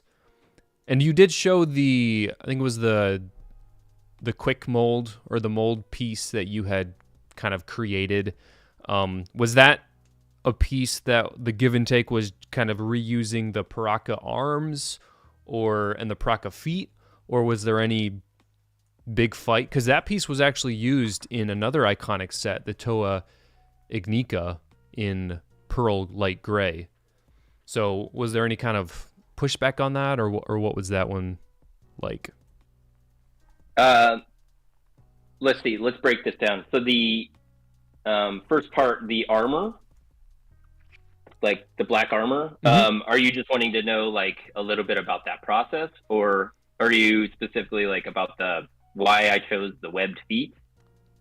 Oh, mainly just the armor piece, since that's the main. But obviously, besides the sword and the mask, that armor plating is the other unique piece to this set. Yeah. So I mean, really, like I kind of say in that video about stealth armor, and I was trying to create a yin yang between, like, basically, this is a dude with knives, right? Coming to a knife fight, and this dude's just like, okay, well, I better armor up. So a lot of that was that. It was like, if someone's a knife, this guy is going to be armor. He's going to be defense. So that sort of stealthy quality, that's what I was trying to infuse into those armor pieces. And so there was just, you start to develop an overall theme, a language between the pieces. Like you can look at the vents or the design of the shield I did, and you can see those similar design elements start to, permeate across the mask, the shoulder piece. There's things that tie it together so it all feels cohesive. He was originally, they got cut for budget. He was originally supposed to have 6 of those pieces. Wow. If you scroll back to that prototype, let's find that image, you can see I was actually going to be designing it as well. So he had a bulked up, it was going to be 2 pieces of chest plate armor there too. Yep, got that pulled up. Yeah, and that piece of armor I feel like that could have had a lot of use across the board in future sets and even other non-Bionicle sets. Well, I think the thinking was I was going to use those same armor pieces. So it would have been 2 of those pieces here as well. Almost like the mock-up with the Technic pieces, the Technic panels. He would have had those armor pieces here and the shoulders and the thighs. Okay. And then, again, I was trying to, bring that, like, twisting torso design into it. But those Kodak, it really was the Kodak blasters really ate up a chunk of the budget. So at that point, it's like, okay, choose sort of an existing torso. Yep. That kind of feels like what you want with armor. And then, yeah, so basically he just got the shoulders and the leg armor. And at that point, there was no budget for new feet or anything like that. Which you did mention, but I think the feet work insanely well for this because they're underwater, and like you mentioned in your video, they do look like flippers, and he kind of inherently kind of reminds me of a stealth diver to some extent. So I think those trying to squeak out. I don't know if you had any early on ideas for new feet for him, but I think these work insanely well. Honestly, I don't think so. I think it was just like, how many new feet do you know across that line? How many new feet were there? Yeah, let me look up. Because that's a good question of like. I don't think there were many, or the Mari. The Mari, yeah. Actually, ironically enough, I do remember I personally wasn't a fan of most of their feet. Specifically, Huki and Jaller had the same feet. I don't know why. I just didn't care for them. So yeah, Huki and Jaller had the same feet. Matoro had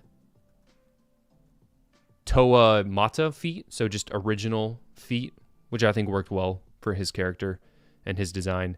And then Kongu had Rakshi feet, so a reuse there. And then Holly had the blue one. I don't know if they were unique. I don't recognize them.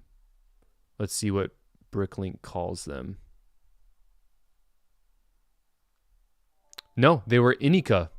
So nobody had holistically unique feet, which is interesting. Yeah, someone had asked me on my YouTube channel too about the coloring, because they're like, is that true that I don't recall that detail, but they were saying that those web feet were the first time in black. I would certainly believe that. I can confirm that real quick. But yeah, that is definitely something I would believe, which is creating a new color for an existing mold. Really, is that much of an issue where they would say, no, we haven't made that color yet? Not that big of a deal. Yeah. Not that big of a deal, because the person was specifically asking, like, would that have been like a choice up to me? And I'm like, oh, absolutely. I would have, if that foot was available and I was like, hey, I love this feet, but the foot design, but it's only available in this color. Can I get it in black? And then it was just like, yeah, sure. Because it already exists, the part and everything, to just inject a new color, not much more than anything. So yeah, that definitely would have been. And I was going through, the reason I asked, did any figure really have new feet? I think maybe from the outset, we just knew we're going to have kind of a limited budget because of the Kordak. Yep. So new helmet, new sort of weapon, and a shield piece. Mm-hmm. And I think going through my folder here of just like, I take pretty extensive, like I archive a lot of my stuff. I don't have a single foot design or anything for him. So yeah, I must have just said, this is it. It looks like a flipper fin. Let's go with it. Yeah, which certainly works, and it is pretty cohesive across the Mari theme as a whole, because let's see. And yeah, this was the first black one, but Hydraxon used those feet. Nocturne, the glow-in-the-dark one that's like neon green, used it. Elec used it. So Gadunka, a lot of those Mari characters used that foot design, which certainly worked very, very well. I would agree. But yeah, go ahead if you were gonna continue a thought there. Oh no, it's all right. I was just it's just stuff like this. I can't remember if I showed any of this in the video, but you can see still some of the asymmetry. These were just a lot of just alt versions, alt silhouettes while exploring.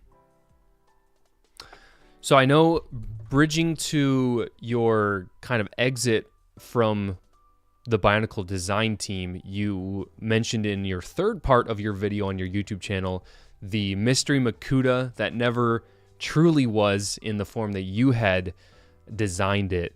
But as is very, very obvious, that your designs, your inspirations were seen throughout Bionicle as a whole. And I want to connect something that I realized last night watching through your video. And it could be a thing where it was is a stretch, because I know the answer I'm trying to get to, and I'm maybe forcing the pieces to connect, the story pieces at least.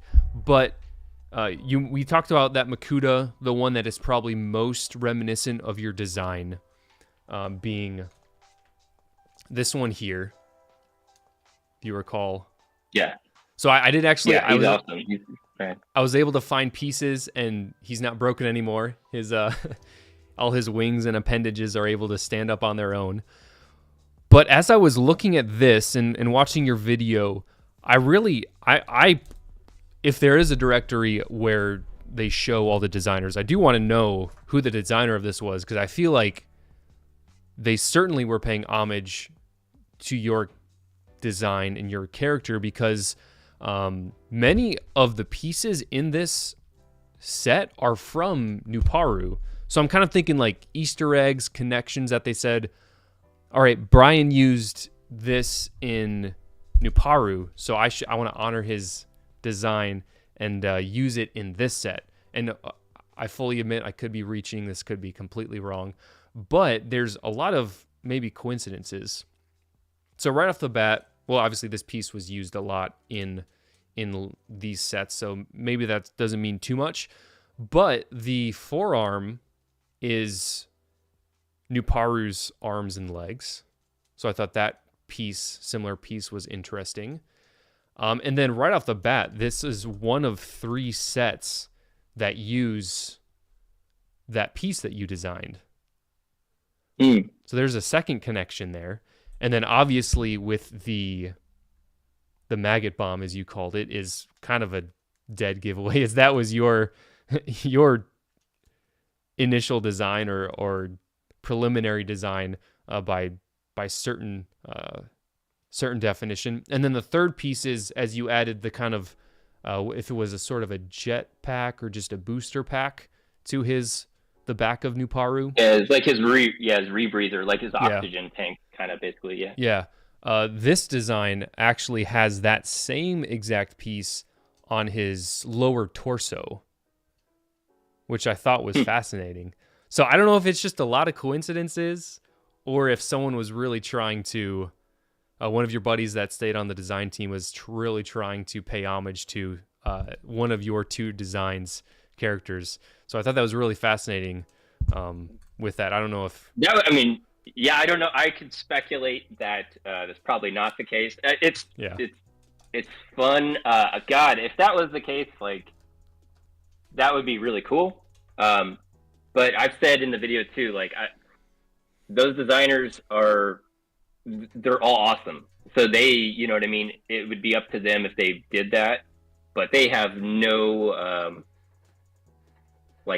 there's no mandate to like follow my prototype or anything like that. And they're all super capable, good designers. So, I mean, I had a conversation with one of my buddies in 2013, and he had said he was on the team, and he said, "Oh yeah, your figure just kind of like got shafted because the designers were working on other figures, and that figure nobody took over my design specifically because they have their own to go with." And I think that was like the first season, right, where they split the goodies and the baddies at the same time. You got 3 and 3. Yep, the Fantoka. Which meant now you're only getting 3 options of a Fantoka. So it's not like there's 6 of them. Because I think if there were 6, someone would have probably definitely taken over my figure. Because I had the helmet design, I had the head design, everything ready to go. Yeah. But I think the choice that they didn't use like that means the other designers, whatever designs they're working on, Mm-hmm. it becomes their own, like their own thing. Yeah. But it is cool seeing like all the little armor pieces and stuff from other sets, like, or from the NUPARU. Yeah, I love seeing piece reuse in various designs. It's really fun. The other thing, as I was rewatching your videos last night, you mentioned that pretty early on with the Makuta and Fantoka, as this kind of dovetails into what the chat is kind of buzzing about right now, the hit damage and spinners that you guys had kind of created. And you mentioned that you had a design, but you weren't quite sure what it looked like. And as I was reading through the comments, because I figured there's no chance that no one mentions this, and someone mentioned it in the comments and you did respond to them. So, I mean, what to think that, yeah, certainly, is that a design that you created, or was it kind of a group think scenario? It was, like, as far as I remember, there were talks of, constantly trying to do something new. Mm-hmm. So I think that I'm speculating here, I think the idea of tabletop gaming may have been a conversation between, like, Faber and our manager, Christopher, and just, like, Upper. Because then it was coming back that, like, hey, we want to do maybe, like, a tabletop RPG theme, kind of like that.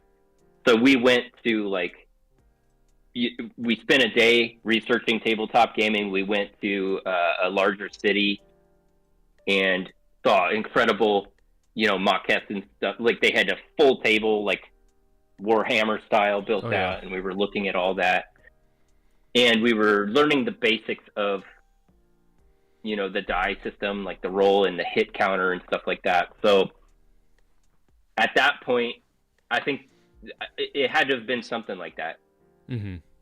Christopher Faber in advance and the Upper, and then that information gets distilled down to us. Yeah. So here's what was actually created with the Glatorians.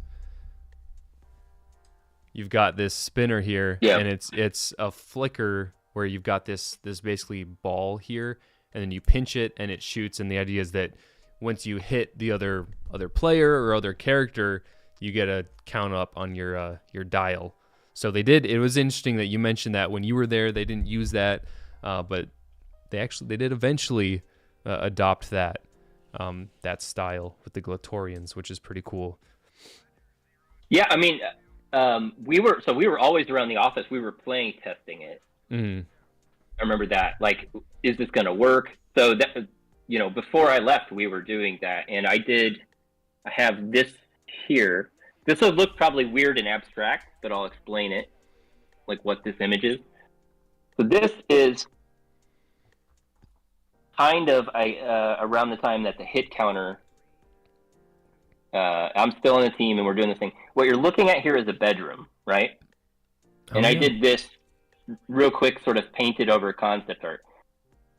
So I was fusing a real bedroom with this sort of like fantasy environment element. And the idea here, what they were asking me to paint or to come up with, is from a kid's point of view, your everyday sort of bedroom or object can become an environment. So it's no longer just like a window. It might be an archway to a great, cavern or something, or it's no longer just like a closet. It's this giant waterfall. So that's what that is. It's like, what am I even looking at here? But I have like a bunch of sort of different weird looking bionicle, some with like crab legs and 4 arms and stuff like that. So that was kind of play testing it. And we were always in the office, like testing the distance at which we could fire things or how it would work. But yeah, it was funny because I didn't know if that actually went through or did anything like that. Yeah, I think that would have been 2008 is when that was. 8 or 9. Yep. Early 2009 maybe is when that was released. But we do have one comment. I'm in my folder right here. It says 2008 artwork. There you go. Yeah. We do have one comment question from, their name is Toa Nuramer. Do you know if the design team was told anything about the 2008 Fantoka line being new versions of the classic heroes, the Toa Nuva, and villains of being the Makuta from the original years? Not that I recall, no. Because I know you had mentioned before you left, you knew it was going to be Fantoka in the air. You knew they were going to be flying around, but you didn't know they were going to reuse, like it was going to be the original green Toa. You just knew they were going to be flying this time? Yeah, yeah, nothing like a callback or anything like that. Yeah. Interesting. Unless I just missed all those meetings. Like, I don't know. I would love to, if there's like one of the other designers ever came forth, they're like, oh, I knew the whole lore. What's he talking about? Yeah, no. I would love to hear that. But from my conversations with the designers, I don't ever recall any of them being like, oh, I'm referencing this as a throwback to this, as a throwback to this. It was always like, I'm going to come up with a new piece, and I want to try this and have this aesthetic. So, yeah. Someone else mentioned, Kathleen mentioned, if you've never read the whole Bionicle story, you absolutely should. You'll love the toys. You made even more for the characters behind them. And they added a warning saying that the story is disturbing. I don't know if I would call it disturbing as opposed to just very emotional at parts, which might be surprising just because you wouldn't think of a storyline for a toy to be emotional, but Greg Farshtey and the other writers did a pretty amazing job with their characters, which certainly has grown the fan base and continues to grow it to this day. So it was great having that pairing. Yeah, I love it. I love hearing that. At some point, I guess I don't know exactly where I would dive in. Is it one of those things where it's best to is there like an omnibus of like all the comics, and is it worth seeing the films before the comics, or are they kind of like interwoven? Let's see. So, and then do the games tell a story that's separate? Like, you know what I mean? That's how it's like, I barely watch television. I watched maybe one episode of something at dinner with my girlfriend because I'm always like, I'm working or, So I would say the movies are definitely a good place to start. Just to kind of learn it sequentially with how everyone else learned it, to try and replicate that feeling. But then let's see. And to answer your question, the video games, well, not the video games per se, the web game, the Java web game did have a story to it, which then led into the first movie, Mask of Light. So there definitely is that bridge between all of it, which really, for those that were involved at the time, strengthened the love for the toys, strengthened the love for the characters even more so, because you're following them and you're being one of them and you're working through their day-to-day activities and learning all these new things about this very, very unique world. So there certainly are, and I would say as far as timing goes, you probably the movies are definitely a good place to start, but the timing of watching all the video game cutscenes and yada yada probably isn't feasible. There are some really good fan films, however, and I'll send you a link to one of them, which actually does cover the Toa Mari, and it's only a 13-minute fan film, so it's definitely not long, but it's definitely one of the best ones that I haven't seen many, but it was very emotionally impacting, so well done with the directing, the sound design, the music, more of a less is more kind of situation where they didn't try to do all this crazy VFX, but they took what they had and they really made it shine. So there's... Oh yeah, the guy that created this, before he posted it, he reached out to me and sent it to me. So I was watching this. Yeah. Oh, that's awesome. Yeah. So he had sent it like a week or something before. He had seen my videos, and he said, Oh "Hey, yeah. I wanted to send this to you before I post it." Yeah, so I was watching. I was like, "Wow, it is impressive." Like the fan films, I will look at stuff just like the mock community. Man, I Yeah. love seeing like I do lurk around. I'll see stuff in my feed all the time and be like, "Oh, Oh that's an yeah. awesome silhouette." Like so. Oh yeah, he Awesome. sent this to me. No, that's super cool. That's really cool to hear. And so as we're kind of winding down and wrapping up from this pretty quick call, pushing 2.5 hours, which is what I expected. I knew we were going to go long, but definitely a lot of great content. Looking forward to kind of splicing this up and rewatching certain segments and maybe making shorter snippets for other people to really bite down or take little bites into this kind of larger chunk. But what so kind of wrapping up the Bionicle story for you at least, and even learning that you did more work after with those 32 paintings, which is amazing. I can't believe I didn't know that before. And moving to today, you posted those videos around 10 months ago or so. What kind of prompted you to get back into it? And then of course I'll pull your channel up on the screen here so the viewers can see, but what kind of pulled you back into talking about Bionicle a little more and your history with it? So like I've had a few people that knew I was involved with Bionicle, and they would ask me stuff from Mm-hmm. time to time. And like my old Instagram, like I've removed some of the stuff here and there, but over the years I would repost or I would post stuff I had worked on. And I think, like a couple of years ago, I posted some concept paintings of Bionicle Mythic.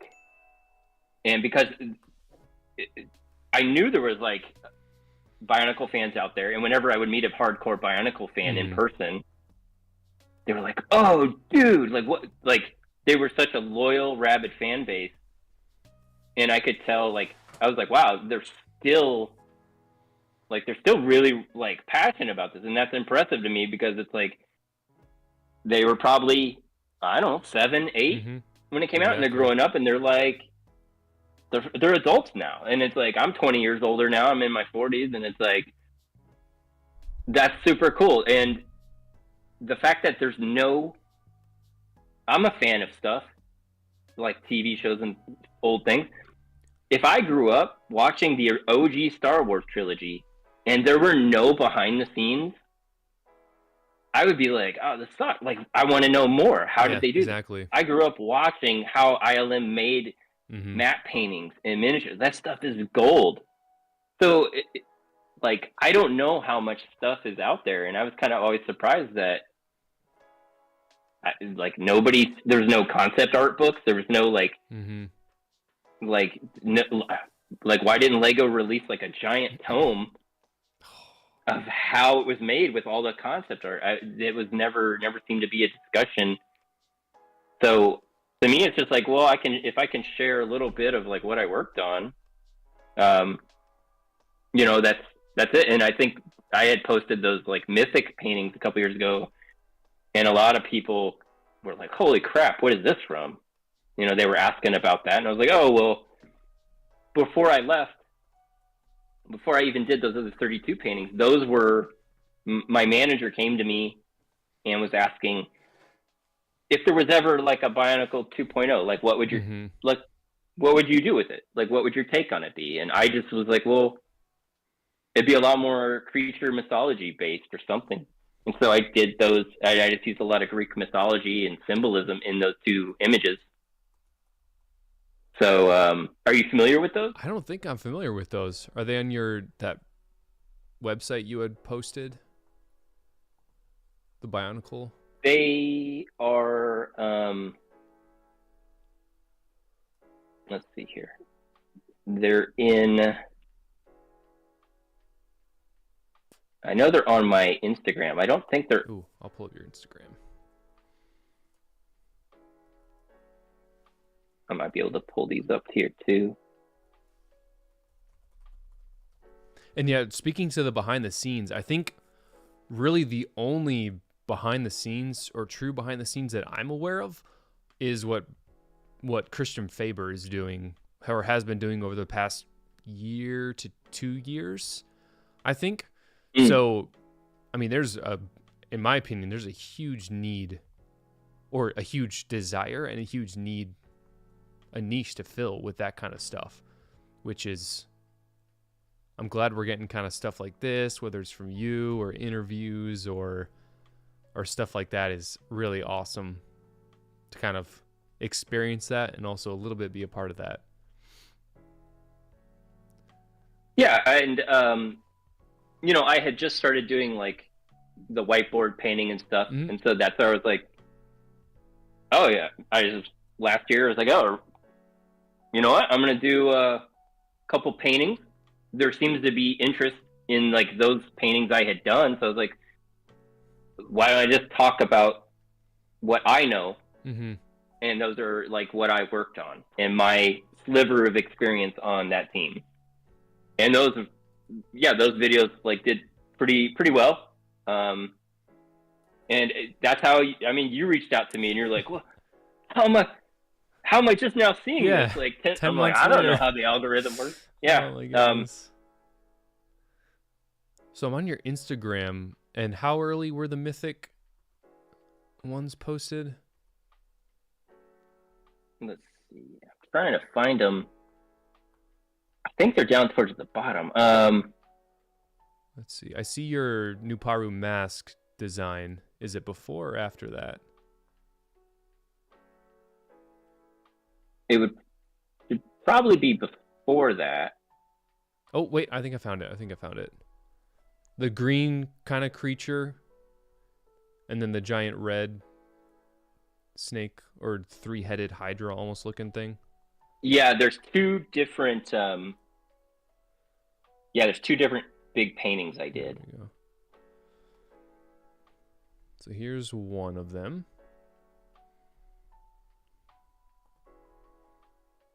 And you said, back in 2008, we were told the end of Bionicle was on the horizon. My manager approached me to come up with a few concept paintings to take Bionicle into a radically different direction. Essentially, what could a potential Bionicle 2.0 look like? So this mythic concept I came up with is heavily drawing inspiration from the gods and monsters of Greek mythology. Yeah. That's awesome. Oh, you know what? This is perfect. Because I forgot. I didn't show you this. So when I was going all the way back to the very beginning of this conversation, when I was showing you my portfolio, when I had seen the Rakshi and knew I was going to submit something to Lego, I went and created a character, which, funnily enough, you see my love of like the centaur. Yes. And the Greek mythology in that. So I had created this in 3D in 2003.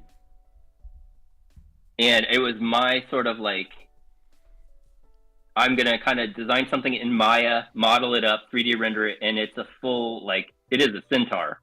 Yeah. Kind of in the vein of Bionicle. So you can see a lot, like, I don't know, like these hook pieces. There's a blade that actually folds into his arm. It's pretty wild. He's got weird spine sort of thing sticking out. But I was dead set on, like, I wanted to be a part of that Lego. And so I don't know, when you talk about that, I remembered I didn't show that earlier on because I was going to wait till we got in discussion. But it's actually perfect timing with because it's pretty close to those mythic to your design there. And I can send you those. I just can't find them right now, but I'll send those to you. No, yeah, certainly that'd be awesome. And I don't know if this was, let's see. Would this technically then be property of Lego and they can do whatever they want with it kind of thing? Or was this just I like, the only reason I ever posted them is because I was like this is dead. I don't think they were ever going to do anything with that. As far as I knew, or still no. I don't know if there is going to be more Bionicle. I've heard people think I'm doing marketing for Bionicle Generation 3 or something. I'm like, no, I don't know what they're doing. I didn't even know there was a Gen 2. So that was a surprise to me. I thought when it ended, it ended. And when I posted those, I was like, oh, Bionicle's long since been dead. So, yeah. If Lego created now we're getting very future territory. If they created a Gen 3 and asked you to be on the design team, would you take them up on that offer? Would you kind of be in a position where you would want to work with them, or is that just kind of out of the cards at this point in your current career? I mean, I guess people have asked me this, or like if I could go back and work on this or this, and I'm generally like, no. I always believe in every designer, like young designer, anyone coming up, like they're more than capable. If they just wanted to like sort of shoot the shit in a conceptual phase, I'd have a blast with that. But no, I feel like my time, I had a blast with it. I move on. I do other things in my life, and like let capable up and coming designers, someone with new blood, tackle that challenge. They're more than capable of doing that. So I wouldn't. But yeah, I'm always down to, if it was a matter of like seeing old buddies or something and being able to like brainstorm. Absolutely, yeah. But well, now I feel like we gotta find all the old designers from the Mari days, and I want to see that panel of you all hashing it out, talking about old times. Oh, that'd be so much fun. It would be a blast. I mean, every once in a while I still talk with a couple of them, and as far as I knew, I think the whole team was Danish and one Canadian, and Jeffrey was Canadian, and I think I might have been the first U.S. guy on the team. And then my buddy Dave joined, and he was also a U.S. guy after that. So I could be wrong with that. Maybe there was a U.S. guy there before me. I don't know. But when it was always fun because we had lunch together. It was just like another separate brotherhood. Oh yeah. No, that's awesome. Well, I think that about wraps it up for today as far as Bionicle conversation goes with Brian Ellis, designer back in the mid-2000s. And of course, many of you here, you probably already know his channel, but just in case you don't, you can certainly subscribe to him at Brian Ellis Art, and it's the same handle on Instagram. Post pictures and designs and a lot of kind of maybe some sneak peeks before you post an actual video, if I'm recalling correctly. Several videos. I mean, you post several times a week, actually, at this point. So definitely check out his art. If you like kind of the calming art, time-lapse videos is perfect for that. So a lot of fun to see that. I haven't seen the Punisher one yet, but I'm excited to watch that one. Looks like a fun painting there. Oh, yeah.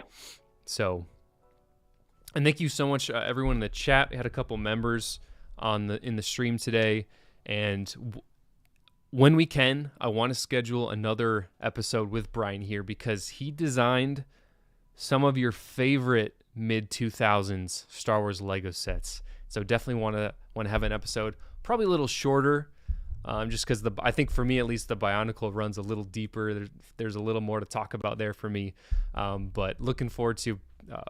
Most likely, we're going to schedule another episode at some point in the future, talking over Star Wars Lego and your time designing those. So looking forward to that. And also, Brian, thank you so much for spending your Saturday afternoon and evening with us today, going over your time designing Bionicle. And it sounds like you had a great time doing that back in the early 2000s. And it was great to learn all of So much information learning from you today.